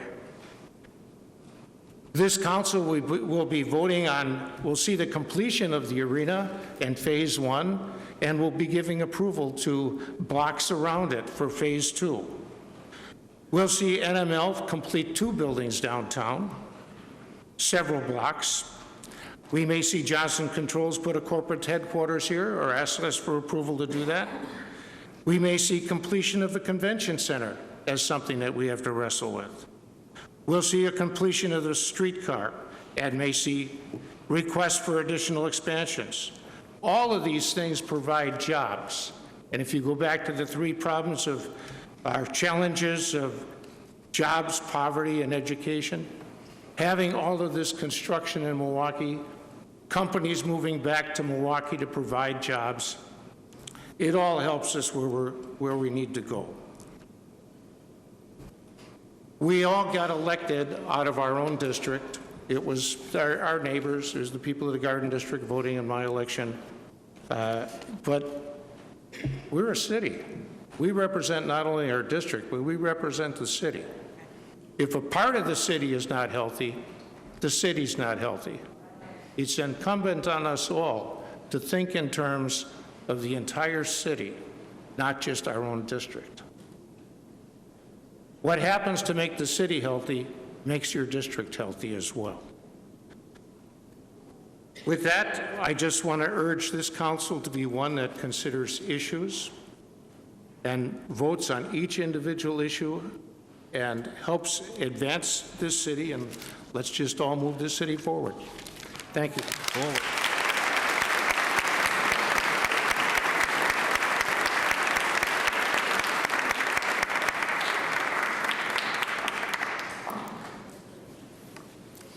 Fourteenth District Alderman, Tony Zielinski. Some of you know him as Tony Z. Has a distinguished record of achievement in local government. He was first elected supervisor of Milwaukee County's 12th District in 1988 and was re-elected in 1992, 96, 2000. He was then elected to represent the 14th District of the City of Milwaukee in April of 2004. He attended St. John's Military Academy in Delafield, Wisconsin, graduated in 1979 with the rank of second lieutenant. He holds a Bachelor of Arts in Political Science from the University of Wisconsin-Milwaukee, a Master's of Business Administration degree from Cardinal Stretch, and a Juris Doctorate degree from Marquette Law School. Alderman Tony Zielinski.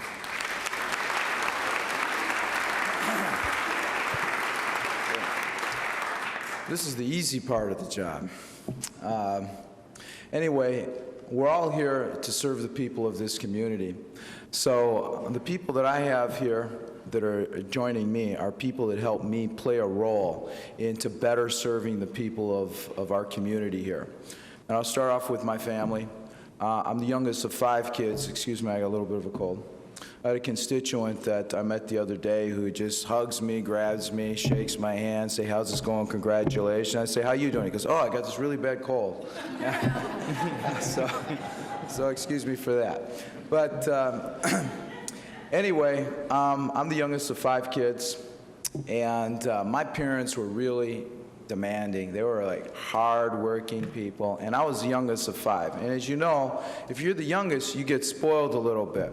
And so I got spoiled, and in my early years, I was not the hard-working type of guy that you see right now. My parents would say, always be pointing to my siblings that were very accomplished, that got, you know, part of the honor society. All my siblings were great students. And I remember when I was really young, I think I was like 3 or 4, my sister Maria, she's here. She's one of my 5 siblings. They really pumped her up. And she went to a school, her name is Maria. She went to a school called Maria High School. And I thought, because the way my parents were pumping her up so much, they named the high school after her, because that's how good she was. You know? And so I have to thank my parents for pushing me. And, you know, the light bulb went on, I think, like maybe 3rd grade or something like that. But before 3rd grade, I had a whole lot of fun. You know, then I started putting my nose to the grindstone here.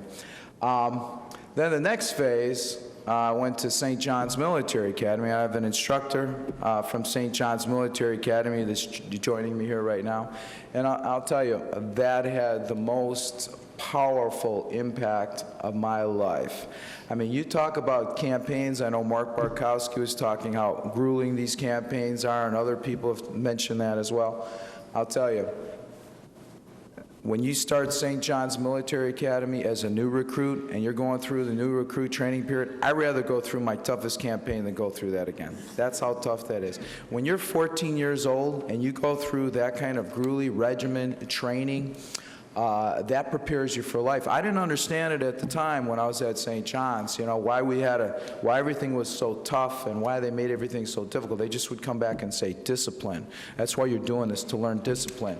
And I really didn't know what they meant or the true value of that until I had my first campaign in 1988. I didn't know anybody when I ran in 1988. I didn't work on any campaign. I didn't have any political contacts. Everybody was against me in that first race because nobody knew who I was. And I wound up winning by a big margin. And it was because of the hard work that I was able to endure because of partially due to my family upbringing in St. John's Military Academy. I was able to go 7 days a week, round the clock, cutting back on sleep. And halfway through that campaign, I realized now what they meant by discipline. I go, aha, all these years I know what they meant because all these other people that were running, it was a 6-person race, they were, you know, they just couldn't believe how much work I was getting done out there. And so that had a big impact. Then, when I got elected, I hired someone on a probationary basis in 1988 because I'm a pretty demanding guy to work for. You know, I came from a demanding family, demanding schools, you know, demand a lot of myself. I hired someone on a probationary basis. And after 3 days or, you know, close to a week, I said, you know, and they're a good worker. I'm sure they're doing great with other people. But I said, it's not quite what I'm looking for. A couple of weeks after that, you know, I hired somebody else. Same thing after a few days. So anyway, my present assistant, Arlene, who's worked for me since 1988, she comes up to me after...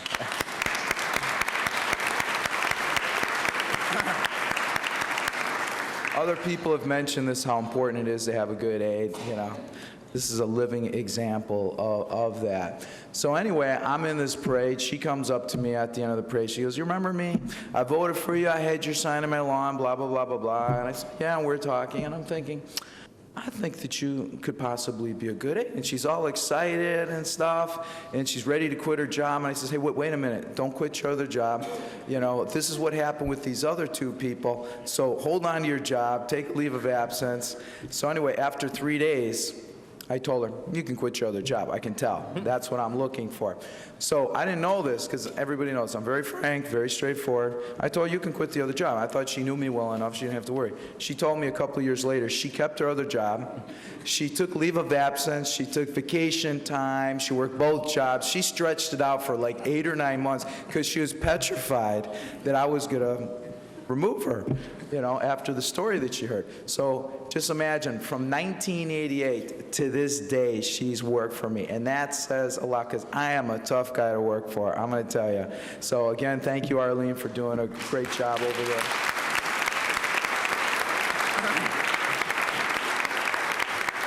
So we'll fast forward to my last campaign. I knew I was going to have a battle on my hands, so I armed myself with some good staff people. And Fabio, by the way, if you ever want great pizza, Pietro's Pizza on South Kinnickinnick Avenue. Fabio's sitting over there. He helped me out a lot. It's a price for that commercial. Right, exactly. Free advertising. So I brought him on board. He was a tremendous help. And then I brought a full-time guy on board, Django Zerpa, who's been involved with many campaigns. He's here as well, and he's done a hell of a job. I'll tell you, you know, people tell me, you know, you could sell ice to, you know, to an Eskimo. This guy can sell ice to an Eskimo as well. That's how good he is. But anyway, and the last thing is, you know, if you're going to run in a campaign, you need somebody that's going to provide support. You know, my girlfriend Annette, she's here. You know, at the end of the day, you come home, that's, you know, going to give you comfort and some good food, you know, that type of stuff. So she was a real, you know, champion for me, made my campaign a much easier than what it could be. But anyway, this whole thing, it all boils back to why we're here. We're here to serve our constituents, move this city forward, make this place a place to live. And we all need to work together to make that happen. Our life experiences, all of us here, we went through, we did what it takes to get to this level. Now we got to work together, move this city forward, and I look forward to working with everybody to make that happen. There we go.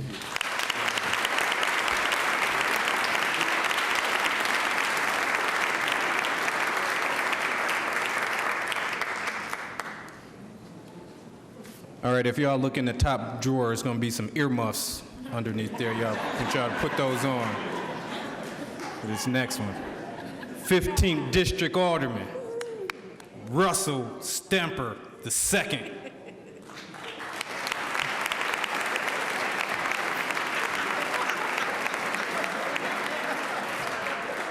Alderman Stamper is a lifelong Sherman Park resident with a heart for public service.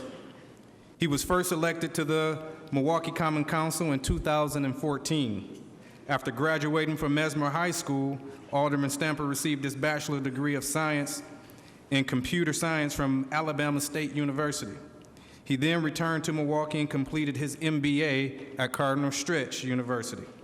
Alderman Stamper resides in the Sherman Park neighborhood with his wife, LaToya, and 2 children, Russ III and Kendall. Alderman Russell Stamper II.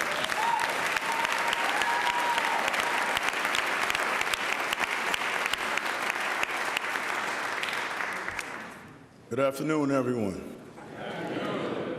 Thank you so much for coming down here today to celebrate with us on this glorious occasion. We appreciate it. And I know you all ask why I'm so excited. It's because I just am excited to see you all here. And every time I see a new face, it makes me feel good. So that's why I'm happy and smiling and excited all the time, because you are here to support us. So thank you for the support.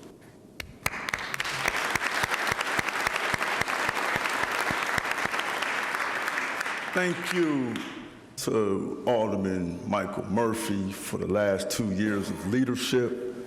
I appreciate the 2 parks. Appreciate working with you and improving Martin Drive. And thank you and congratulations to our new president, Alderman Ashanti Hamilton.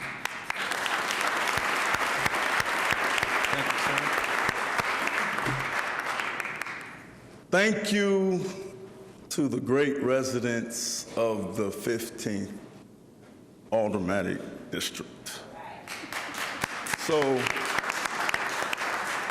I have to decide whether I'm going to call it fabulous or fantastic. Alderman Hamilton just got done using fabulous, but before he ran this last time, he used to use fighting. So Hamilton, you got to make your mind up so I can choose which one I want to call for the 15th district. All right. But it's truly an honor and a pleasure to represent the inner city. I'm blessed because I was born and raised and I grew up in the 15th district. And now I get to represent it. That's wonderful. It's a wonderful feeling. And you can knock on as many doors as possible. You can talk to as many people as possible. You can send out as many mailers as possible. But if you do not have the support of your family, your friends, and the residents of a district, it's impossible to be an alderman. So thank you to all my family and friends, and I must acknowledge them for the support and the belief in Russell Stamper II. To my mother's best friend, Mavis McCullough, thank you for keeping me humble. Thank you for all the stories about my mother. Thank you for letting me know she was just an educator and a mother, but a fun lady. And I appreciate your motherhood and all your support. Thanks for coming. And I know you had a doctor's appointment. She took off for her doctor's appointment to come down and celebrate with me. Thank you, Ms. Mavis.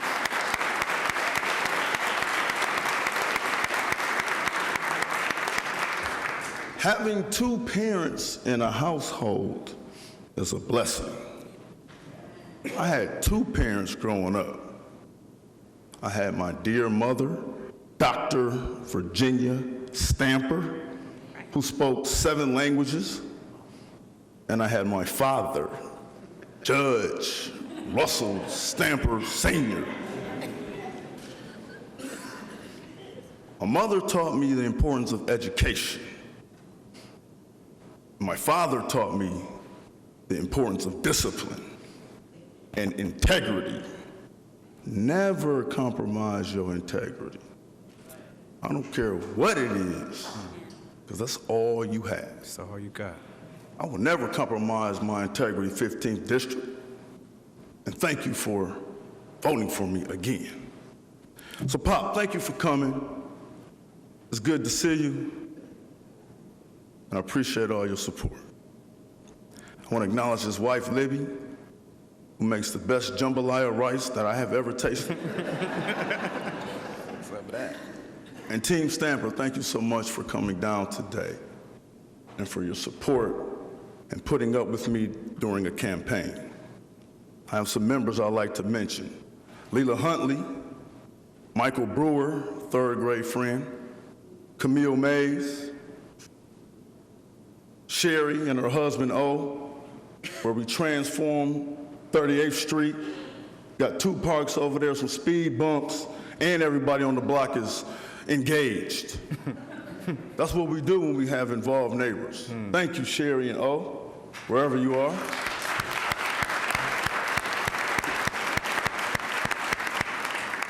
I saw Mrs. Grice earlier, who lives on Sherman.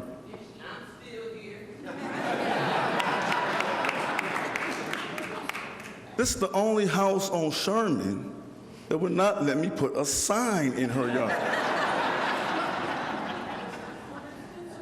But when I go to her house, every single time, and I try to bring out the accomplishments we're making as a district, and I try to talk about politics, she said, don't come over here with that political stuff.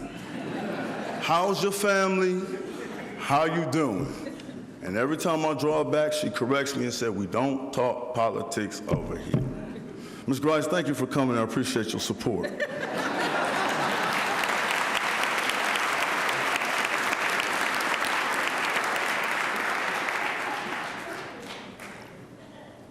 My niece is here. I'm so proud of my niece, Chandrika. She started a business called Shiny Girl.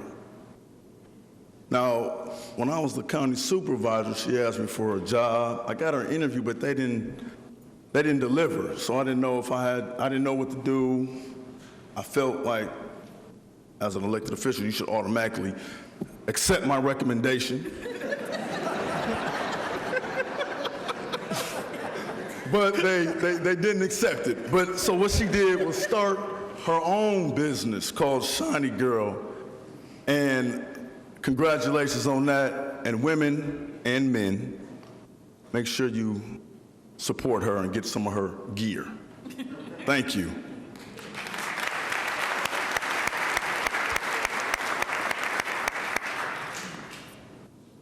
In 4 years, I've ran with my team 3 campaigns. So we never really get out of campaign mode in our office. We stay in campaign mode, we stay in the neighborhoods, we stay in the community. And that has to be tough on my family. I know she's tired of me running. But the good thing is, before I ran the first time, we were trying to have a child. And it took about 1.5 years. And then as soon as I started running, she was pregnant. And then I ran again. And she was pregnant again. So I found out the key to having children in the Stamper family is to run for office. But the last time was a re-election, and you're not pregnant, are you?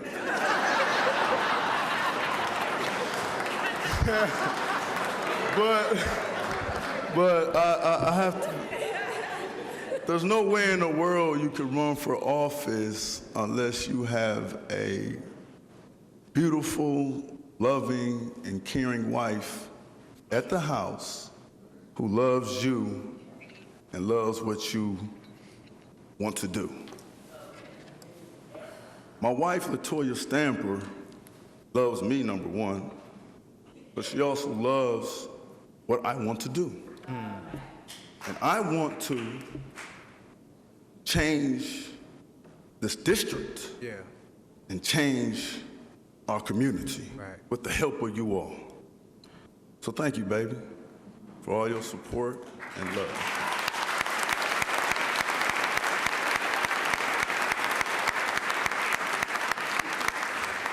Now, we all talk about our legislative aides, but I have never used that term since I've been elected, because my legislative aide, I'm using it now, is Damian Elsie, who happens to be my best friend, my campaign manager, my legislative aide, and my brother, and an overall good brother. And they say a true friend provides a shoulder for you to cry on. But a best friend is ready with a bat to go after the person that made you cry. And that's Damian, ready to go after whoever made me cry. So thank you, Damian Elsie. Could not have been here without you. Appreciate you, brother.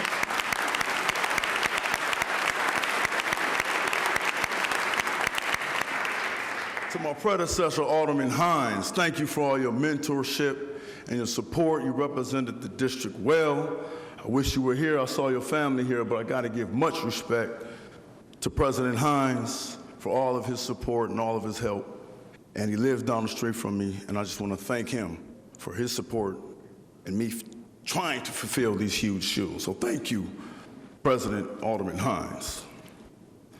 To my big brother on the council and in life and in this community, Alderman Willie Wade, thank you for teaching me to be myself as an alderman. There you go.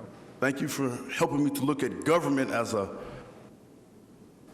$1.5 billion corporation. Appreciate that help. Thank you, Wade.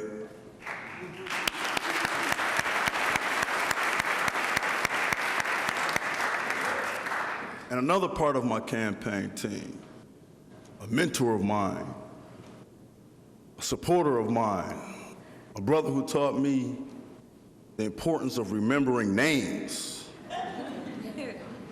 Mayor Marvin Pratt.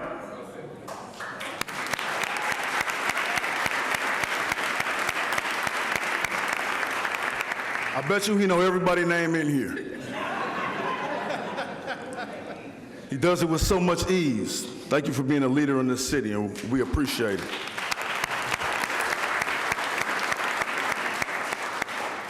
Congratulations to all of the elected officials and the newly elected officials. I look forward to working with you. Ms. Lewis, welcome.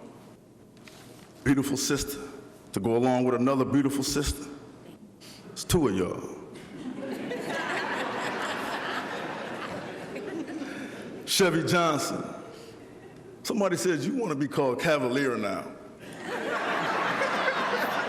Is that true? That's all right, man. That's my buddy, y'all. He was my next door neighbor for 2 years. Can you imagine two people living next door, sharing a driveway, running for office?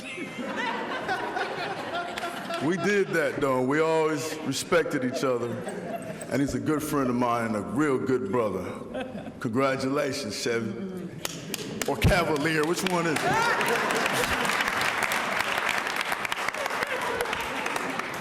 And to my brother, Khalif Rainey. I get elected, and he get elected.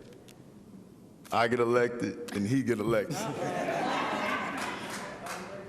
And we always talk about that. So yes, Khalif, you are here. You have a beautiful baby and a beautiful family. Congratulations and welcome to the council, brother. I'll never forget that story. So everybody, I live by the creed, a positive mental attitude is basic to all achievement. Your mental attitude determines your reaction to whatever situation confronts you. And what better opportunity to take the most challenging district and transform it to the best district. That's my goal. I appreciate if you all could assist me. If it's too hard to contact me, do it through your alderman. And I look forward to working with you. Thank you very much.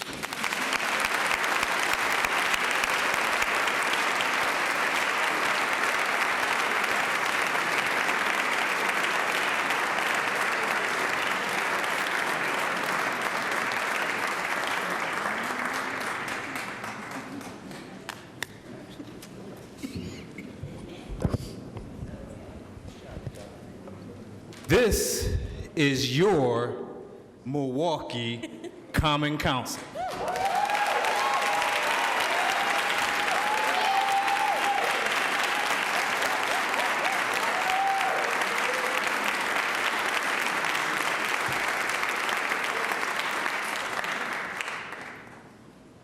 Now, you've heard from the members of this esteemed body. You see the passion that they possess, not only for their districts, but for this city. And it is an absolute honor to be sitting here as their and your newly elected president of this Common Council.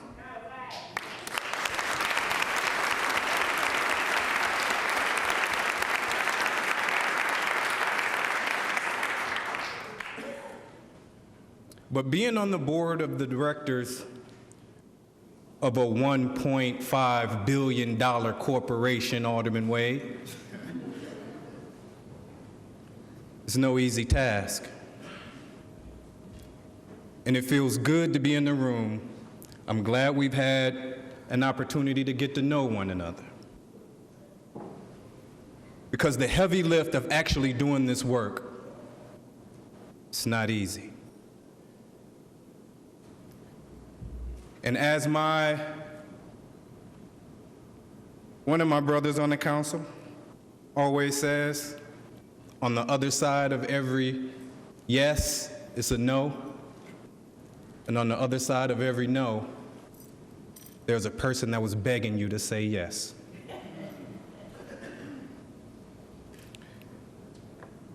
So I want to say congratulations to our mayor, Tom Barrett, on your successful re-election to a third term. And I'm honored to have served with you and look forward to the next 4 years of rolling up our sleeves and working together on behalf of all the residents of this great place. We love this city, and it is our pledge to be in a position to fight to make it better. To my predecessor and colleague of 12 years, Alderman Michael Murphy, I thank you for your leadership. And as the longest serving member on this council, I look forward to working with you, utilizing your wisdom, your knowledge, and your commitment to move this city forward. So I want to say congratulations to you as well. I am also extremely honored to stand before you as the 4th African-American man to hold this position in the history of this council.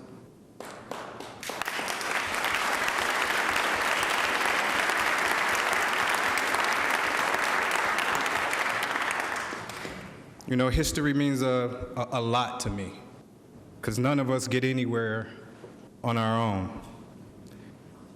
But Alderman Ben Johnson, I want to thank him for unlocking the door. I want to thank Alderman, Mayor, mentor, friend, father figure, constituent, Marvin Pratt.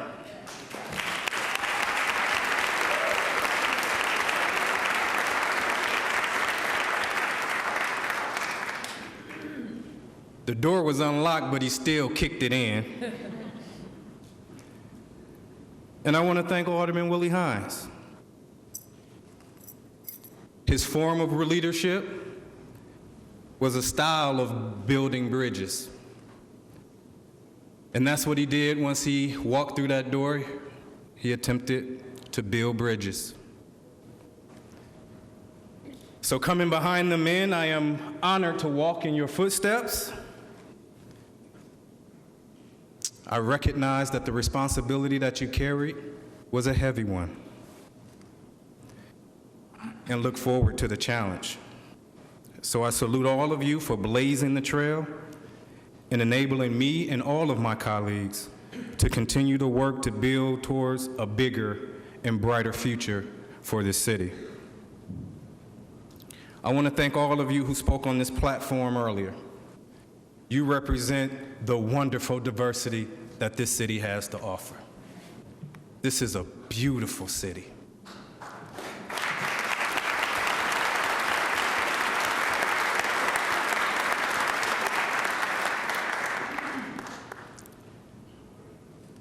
To my wife. See, this is my wife, this is my partner, this is my best friend. So thank you for your unwavering support. Even when people believed that stuff was impossible in this city, you said, make them believe. We're gonna have to believe. To my beautiful daughters, You just don't understand how wonderful it is to have y'all sitting in this chamber with the likes of Shantia Lewis and Malele Cox as examples for you of what powerful Black women can be.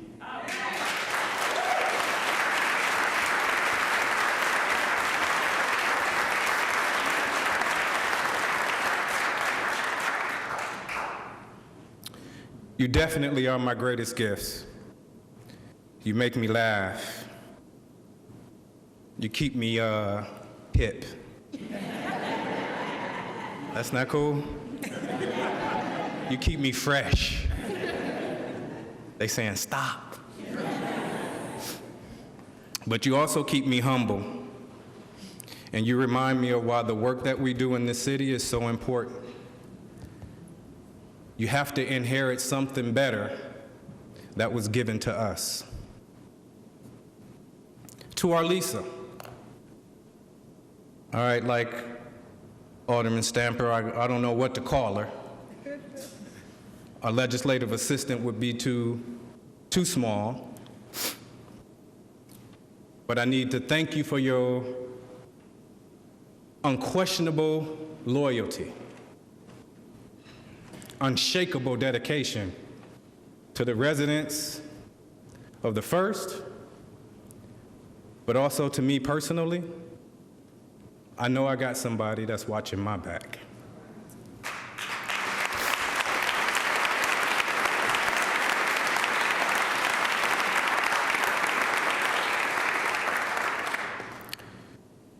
And to all my family and friends that are here, because I know that this was a communal effort. I need you all to understand that I know that I did not get here because 15 people love Ashanti Hamilton. A few of them do. But this is a team. And it was the faith of an entire community that wanted to see something happen in this city. And I'm letting you know right now, I'm dedicated to that commitment.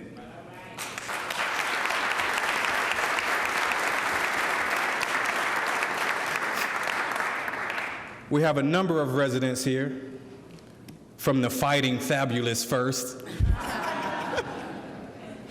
Look, they're all across the room. Some of them here are sitting over here with Alderman Stamper. Mavis, she's one of mine too. And we have Letha and Crystal, they're in here somewhere, and we have Mr. and Mrs. Davis, they're sitting in the back. You know,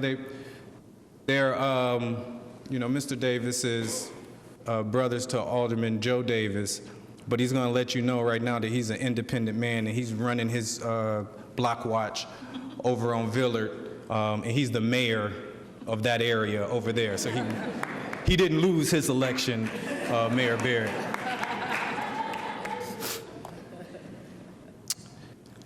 So let me get into something that I think is worthy of us having a conversation about, because so many of the members spoke about this idea of unity. One of the biggest issues that we faced after our elections was, how are we going to bring a sense of unity back to this council?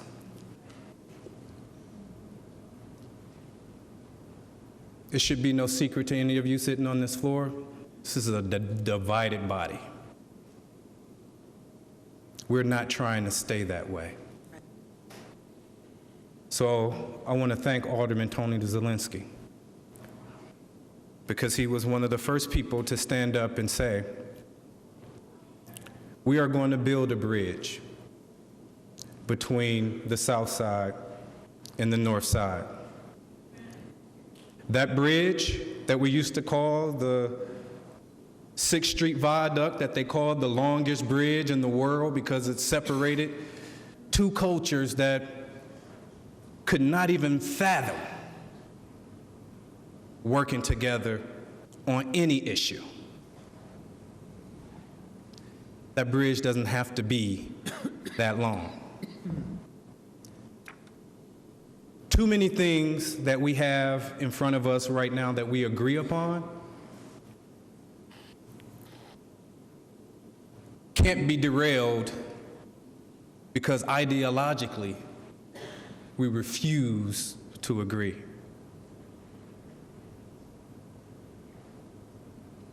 We can't hang our city in the balance over ideological differences. So that unity, Senator Taylor, begins with you, right? She likes to use those words and letters. For most of us, we're looking for those we disagree with to change their minds and come over to our side. They need to see the light. We expect everyone we dislike to see the error of their ways because we, through our education, through our affiliations, through our associations, and through our ideology, somehow have the monopoly on righteousness and fairness. When the truth is, not a single one of us are innocent. And the best of us will be those who are willing to take that first step. Those who are willing to extend the hand before pointing the finger. Willing to seek improvements in themselves, even as you encourage others to reach for their higher self. So today is a new day. Today we officially put to rest the election season and we commit ourselves to the difficult and sometimes messy process of governing. So I ask every council member to join me in rejecting the politics of division and embrace the fresh start to look to ways to unite this council and proceed in uniting this city.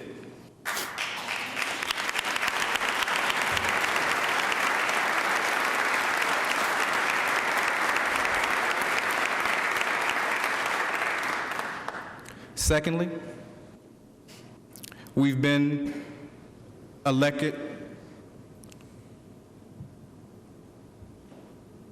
to pull a city into the future. Now, we recognize that we have beautiful lakefronts and beaches. We have buildings with stunning architecture. And we have diverse cultures celebrating festivities year-round. This is a special place. We have been fiscally sound. This is a responsible body, fiscally. It's not conservative. It's not liberal. This is a nonpartisan body, and we have been responsible in our fiscal health. I want to thank Alderman Murphy for that.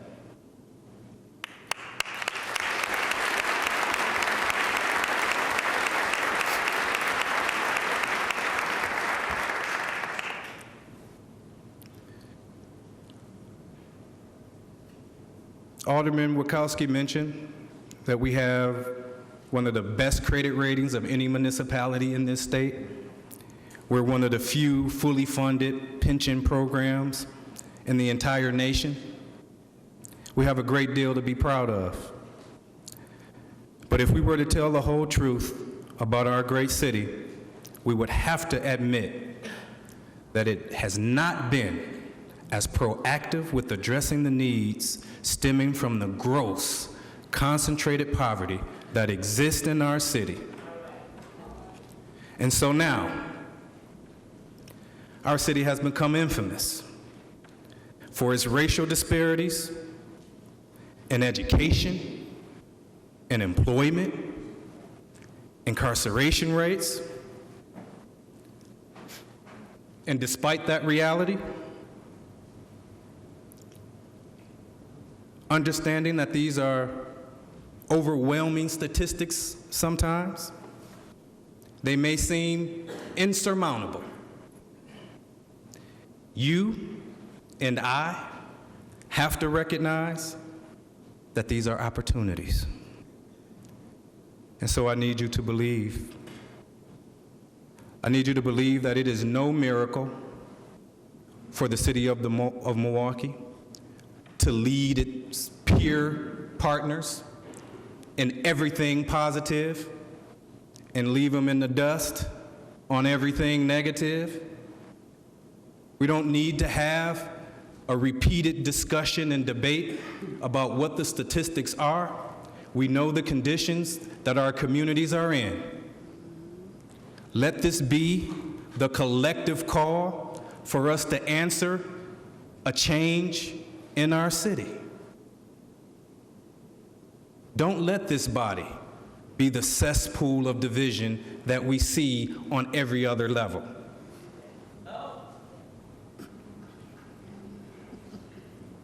And if you see others reaching out,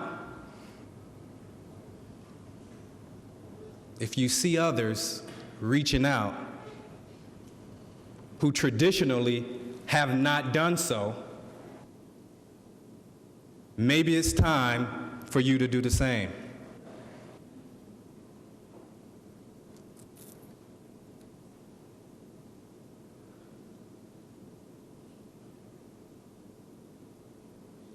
So I feel good today. I feel good because I got 3 new members of this council that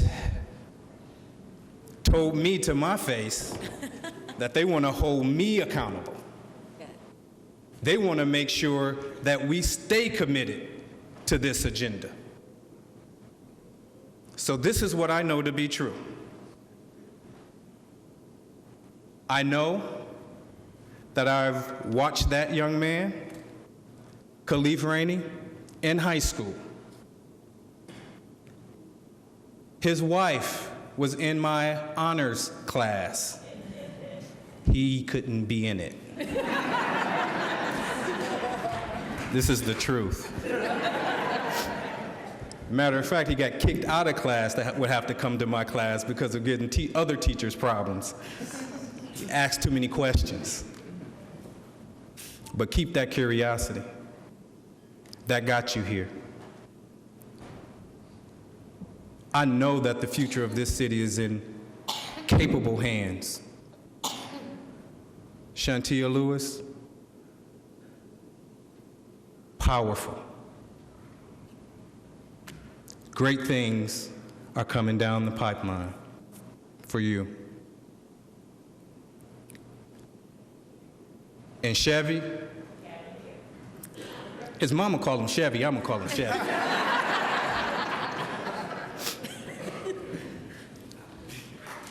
You are a true professional.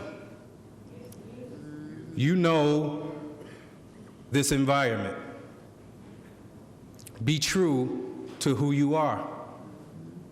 Stay committed to the things that brought you here. And I have faith that the future is well represented by you 3.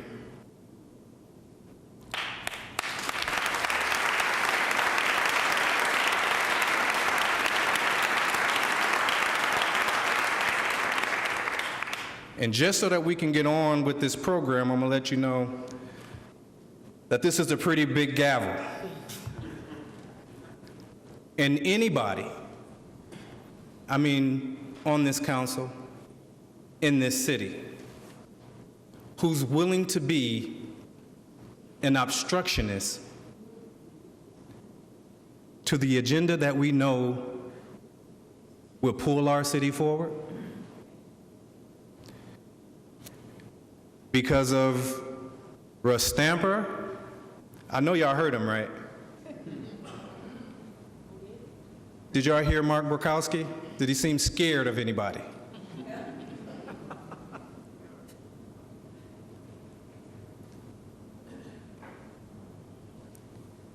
That's a North Side alderman. It's a South Side alderman. They're fighting for the same thing.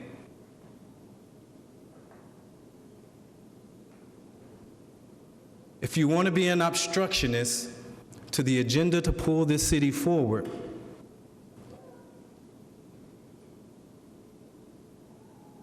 God bless you, because we'll have to run over it.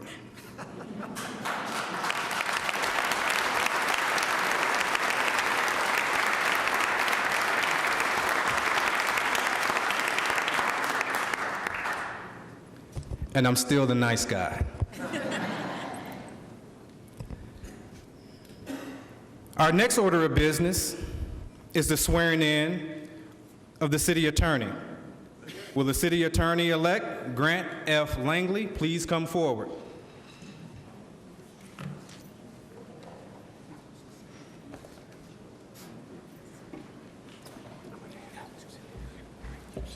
Raise your right hand and repeat after me.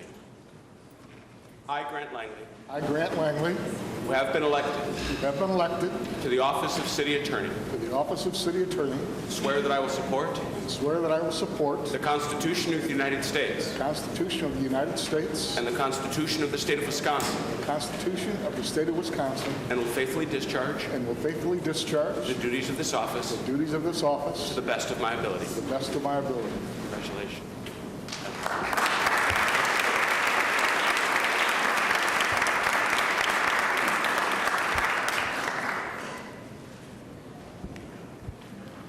Grant F. Langley was first elected city attorney in 1984. Prior to his election, he served as an assistant city attorney for 13 years. He is a member of the American Bar Association and the State Bar of Wisconsin and the Milwaukee Bar Association. He is the past president of the Government Lawyers Division of the State Bar of Wisconsin and is a member of the Administrative and Local Government Law Section. He holds his Juris Doctorate degree from Marquette University. City Attorney Grant Langley.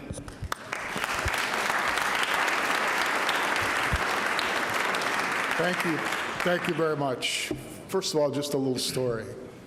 I was first elected city attorney in 1984.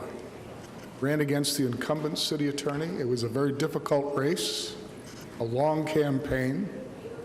And in many stops during that campaign, I ran into a guy who was running for circuit court, a man who I grew to respect, and I thought, he's a good man and he's going to be a good circuit judge.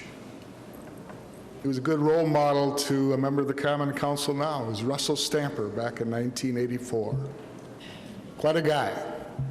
I wish he were still here. I could say thank you to him because he gave me a lot of good advice during that campaign. A very good man. Thank you.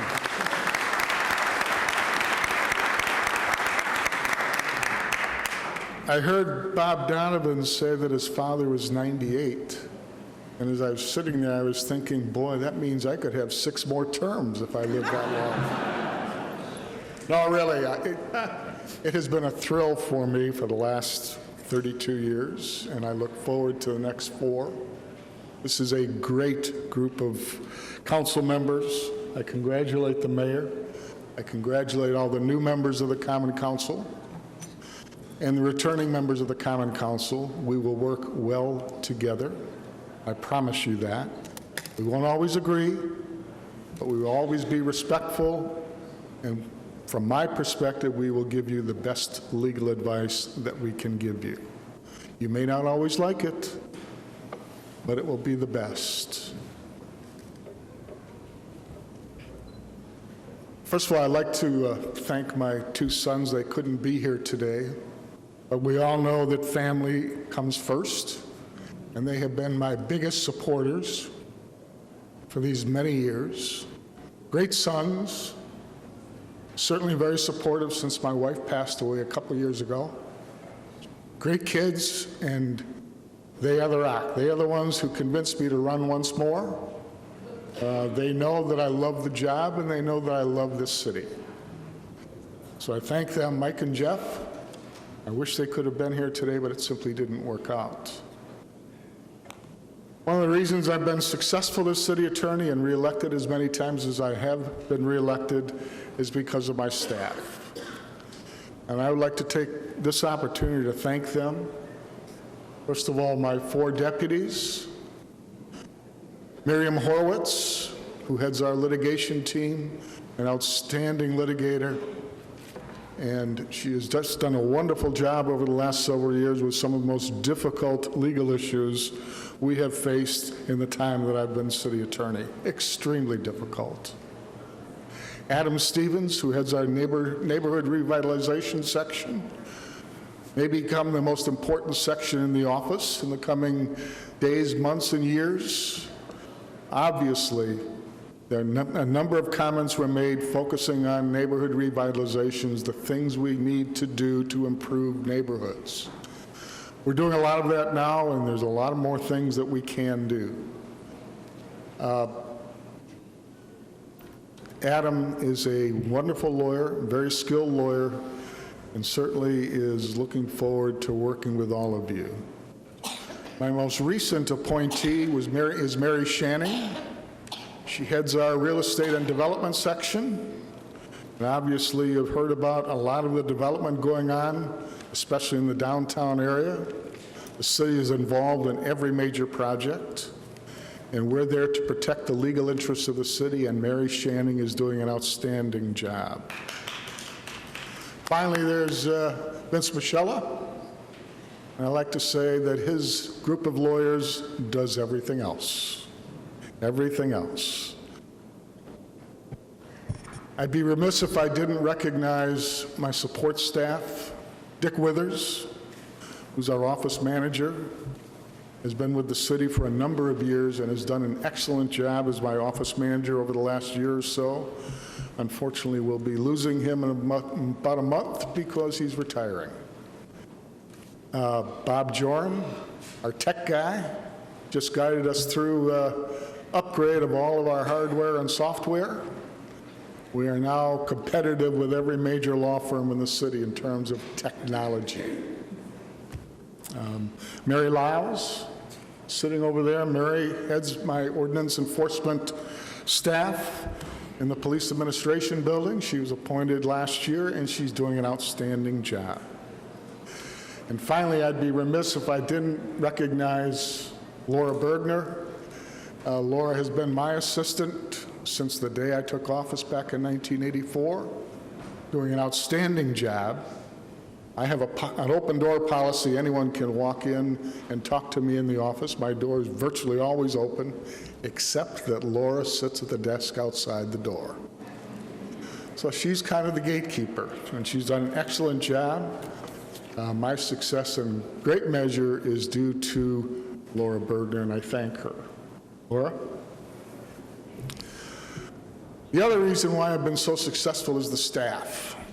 Many of the members of the Common Council know that we have had significant turnover in staff in the last year or so. I think we've had 9 openings in the last year, which is about a quarter of the staff, most due to retirement. One because she took the position of executive director of the Fire and Police Commission, and she's doing an excellent job there. I trained her well. And the other became executive director of our deferred compensation plan. But we have filled 7 of those positions with new lawyers, a diverse, highly educated, very legally skilled group of motivated lawyers who are rapidly gaining the experience they need to replace those who have left. It's an outstanding group of lawyers, outstanding group. And I'm here to tell you that the city is well served by the city attorney's office. We stand ready to work with each and every one of you. And I've heard a lot of discussion about issues that the city faces over the next few years. I can assure you that virtually every one of those issues, in one way or another, involves the law and involves my office. We're here to work with you. Thank you very much.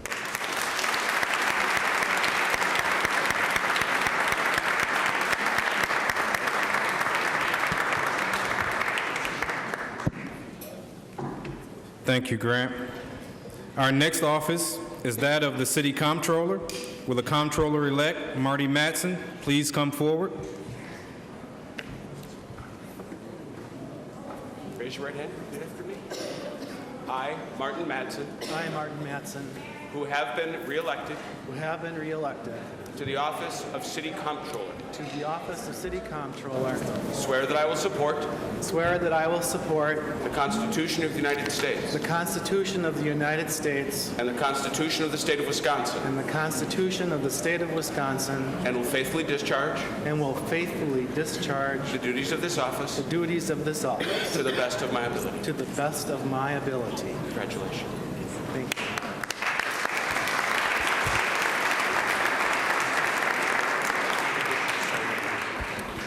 City Comptroller Martin Matson served before his election as the Deputy Director of the city's Employees Retirement System. Prior to that, he was the Business Operations Manager in the Department of Public Works Infrastructure Services Division, as well as the Operations Manager for Heritage Bank of Milwaukee. He received his Bachelor of Business Administration from the University of Wisconsin-Milwaukee with a double major in Management Information Systems and Business Relations. City Comptroller Martin Madison.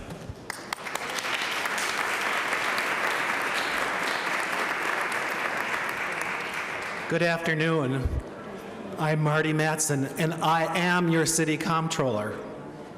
I look forward to the next 4 years in working with you. However, I did not have a landslide victory.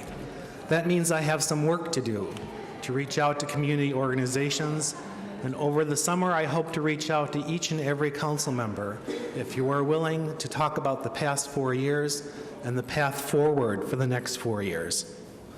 The last 4 years, from my viewpoint, were very successful. Accurate revenue estimates in the budget process. We conducted a citywide risk assessment, did an organizational review, and we produced our comprehensive annual financial report timely each and every year, along with our single audit. We have maintained the city's credit rating, both with Standard & Poor's and Fitch, and I wish to thank all of my office staff for the cutting edge that they provide for this city for accurate and objective financial information. I have many thanks for many people for getting me here,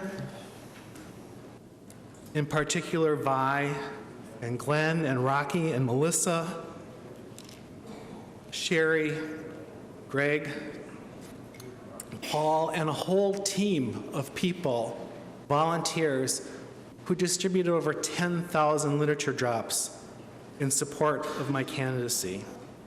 And of course, all the unions that gave me their endorsement, and all of my contributors that helped me with this successful campaign.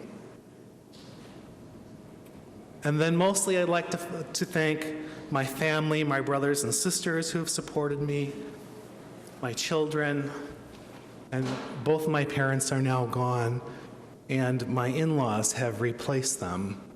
And thank you, Lawrence and Patricia Worth, for all the support. These past 27 years, I have been a part of their family as well.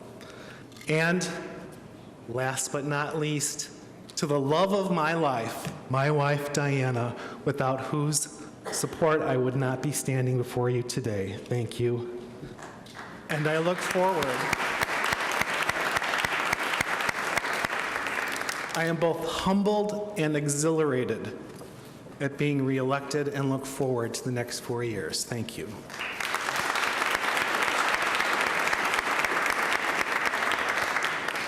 Thank you, Mr. Comptroller.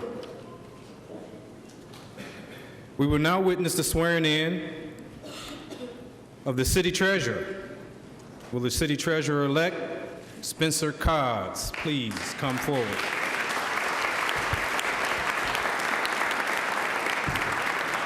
Raise your right hand and repeat Spencer Cox, I, Spencer Cox, who have been re-elected who have been re-elected to the office of City Treasurer, office of City Treasurer, swear that I will support swear that I will support the Constitution of the United States the Constitution of the United States and the Constitution of the State of Wisconsin, and the Constitution of the State of Wisconsin, and will faithfully discharge and will faithfully discharge the duties of this office the duties of this office to do the best of my ability. to the best of my ability. Congratulations.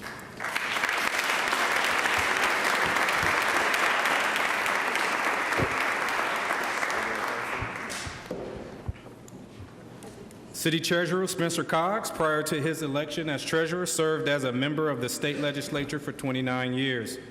He was first elected to the State Assembly in 1982 and then in 2003. He won a special recall election to the State Senate. In the State Senate, he has been chairman of the Senate Committee on Labor, Elections, and Urban Affairs. He has also been a member of the Senate Committee on Public Health, Senior Issues, Long-Term Care and Privacy, and the Committee on Veteran and Military Affairs, Biotechnology, and Financial Institutions. And one of my, you want me to keep reading this? No. Neither do they. Treasurer Spencer Cox.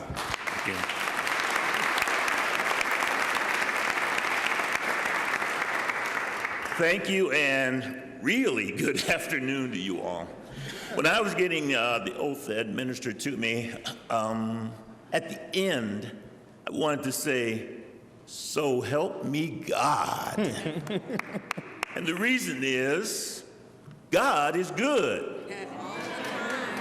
And all the time, we have to give that acknowledgement. And since I'm giving acknowledgement, let me go ahead and do this right. I want you all to join me in thanking and congratulating and just commiserating with my wife of 44 years, Gershia Cogs.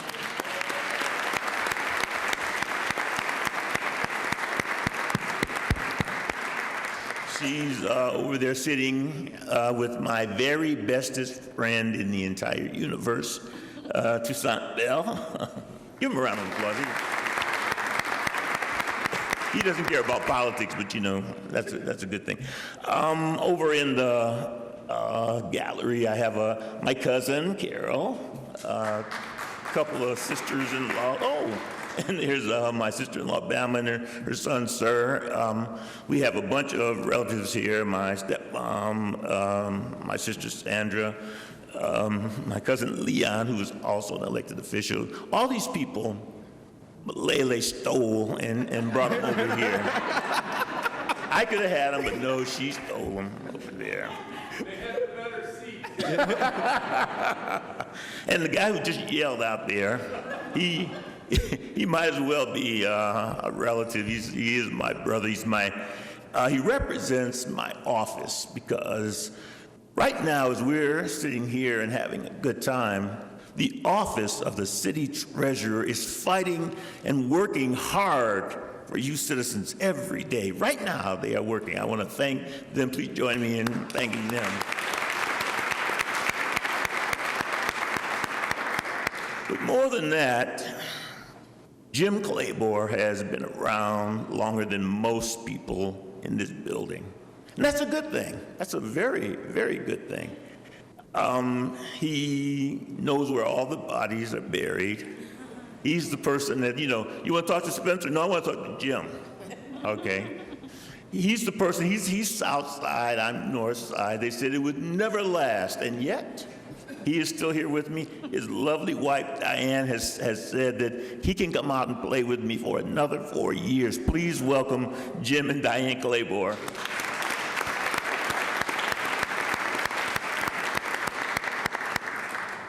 So, Common Council President Hamilton wants to tell tales out of school here about young Khalif Rainey. So now it's my turn to tell stories out of school about young Ashanti Hamilton. Okay? I am also a Riverside Tiger. Yeah, I'm an old tiger, but I'm a tiger, okay? Right, that's right. So I used to go to my alma mater and speak to the young men and women who wanted to be something. And I would go, and there was one time I went and visited my daughter's class, and there was this one guy, his eyes were just as wide as can be. And he acted like what I was saying was important, because most people, oh, you're in a suit and you're just this guy. But this young man, he just kept looking and staring and paying attention to each and everything I said as if it was important. And I had a way of dealing with young people back then. Young people are really afraid of politics, okay, because it's just strange to them. So I would ask people, I'd say, what do you think? You think you want to be a state senator one day? And most of them would say, no, I don't want to do that.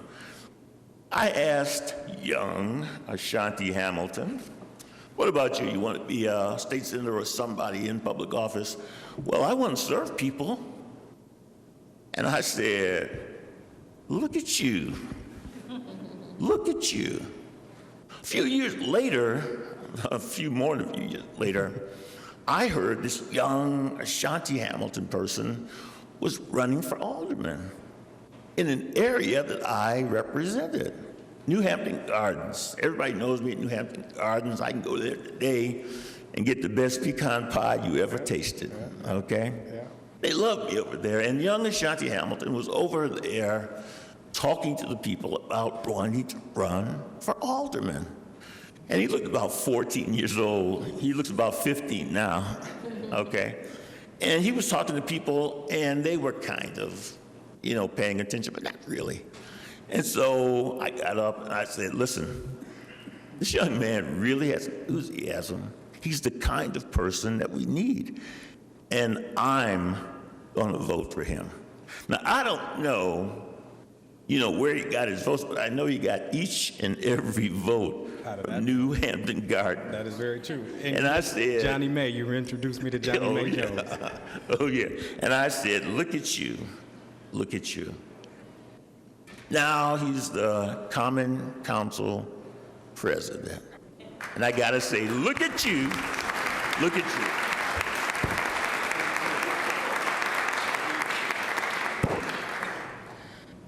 So I am proud to be still your city treasurer. First time I appeared here 4 years ago, we made history, okay? I was and am the first African-American elected city treasurer or city attorney or city comptroller or mayor. We made history. We're making history today, too, with your new Common Council and your new Common Council president.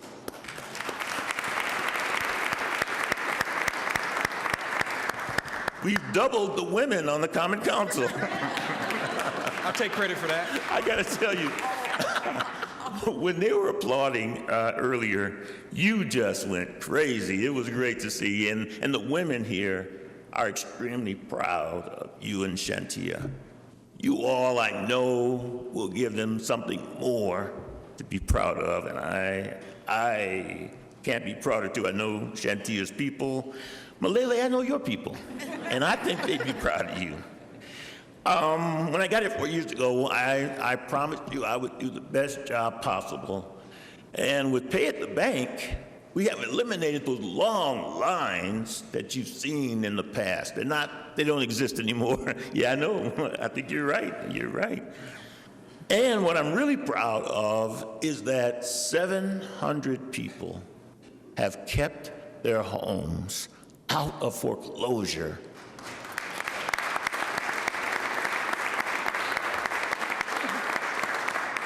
Ladies and gentlemen, I got to tell you, when I saw the results of this past election, and I got 90,000 votes, I knew what a mandate looks like. And I want to thank you all for giving me that mandate. The reason I want to thank you is it doesn't make me cocky. It makes me more dedicated. But it really, as Common Council President said, makes you humble. That people believe in you enough to follow what you say, what you believe in and what you do. So I want to tell you, in the next 4 years, we are going to concentrate on financial literacy. I want the people to know that we in the city can serve them and they can be empowered. So, ladies and gentlemen, I humbly accept your mandate as your city treasurer. Thank you.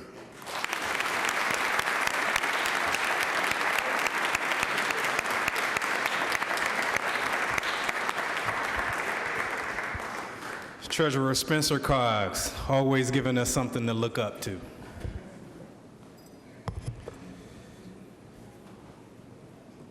All right. Okay. Please rise and join in singing Lift Every Voice and Sing by Miss Adekola. Adegabo. I know the Adegabo part. Thank you. Before I begin, I would like to ask you to let me sing this to you.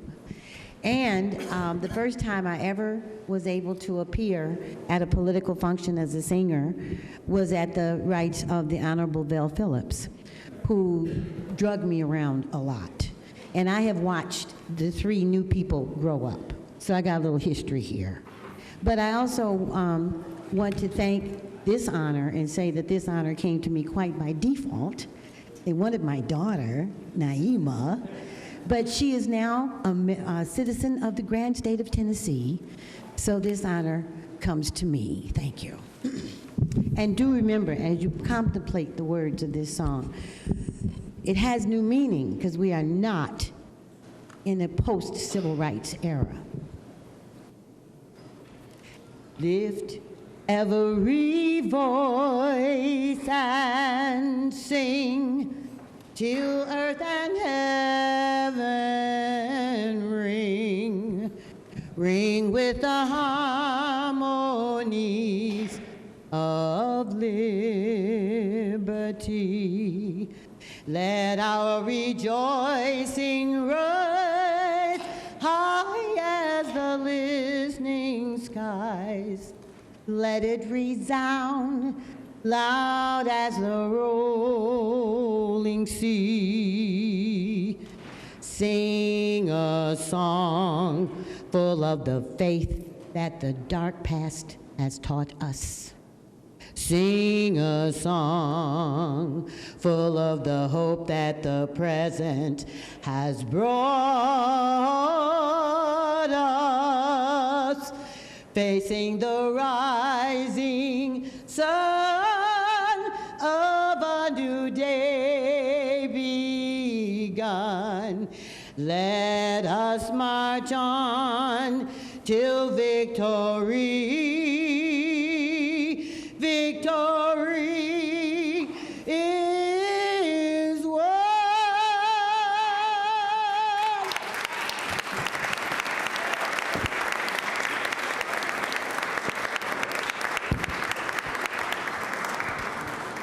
Beautiful. And a benediction will now be offered by Dr. Archie L. Ivy, pastor of New Hope Missionary Baptist Church. Pastor. To all of the elected officials and those who are gathered here this time, the Lord bless you and keep you. The Lord make his face to shine upon you. Be gracious unto you. The Lord lift up his countenance upon you and give you peace. Amen, and God bless. Amen.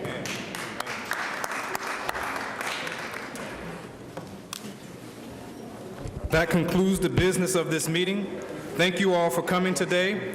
Please join us for a reception immediately following this meeting on the south end of this floor. And seeing no other business to come before this committee, we are adjourned.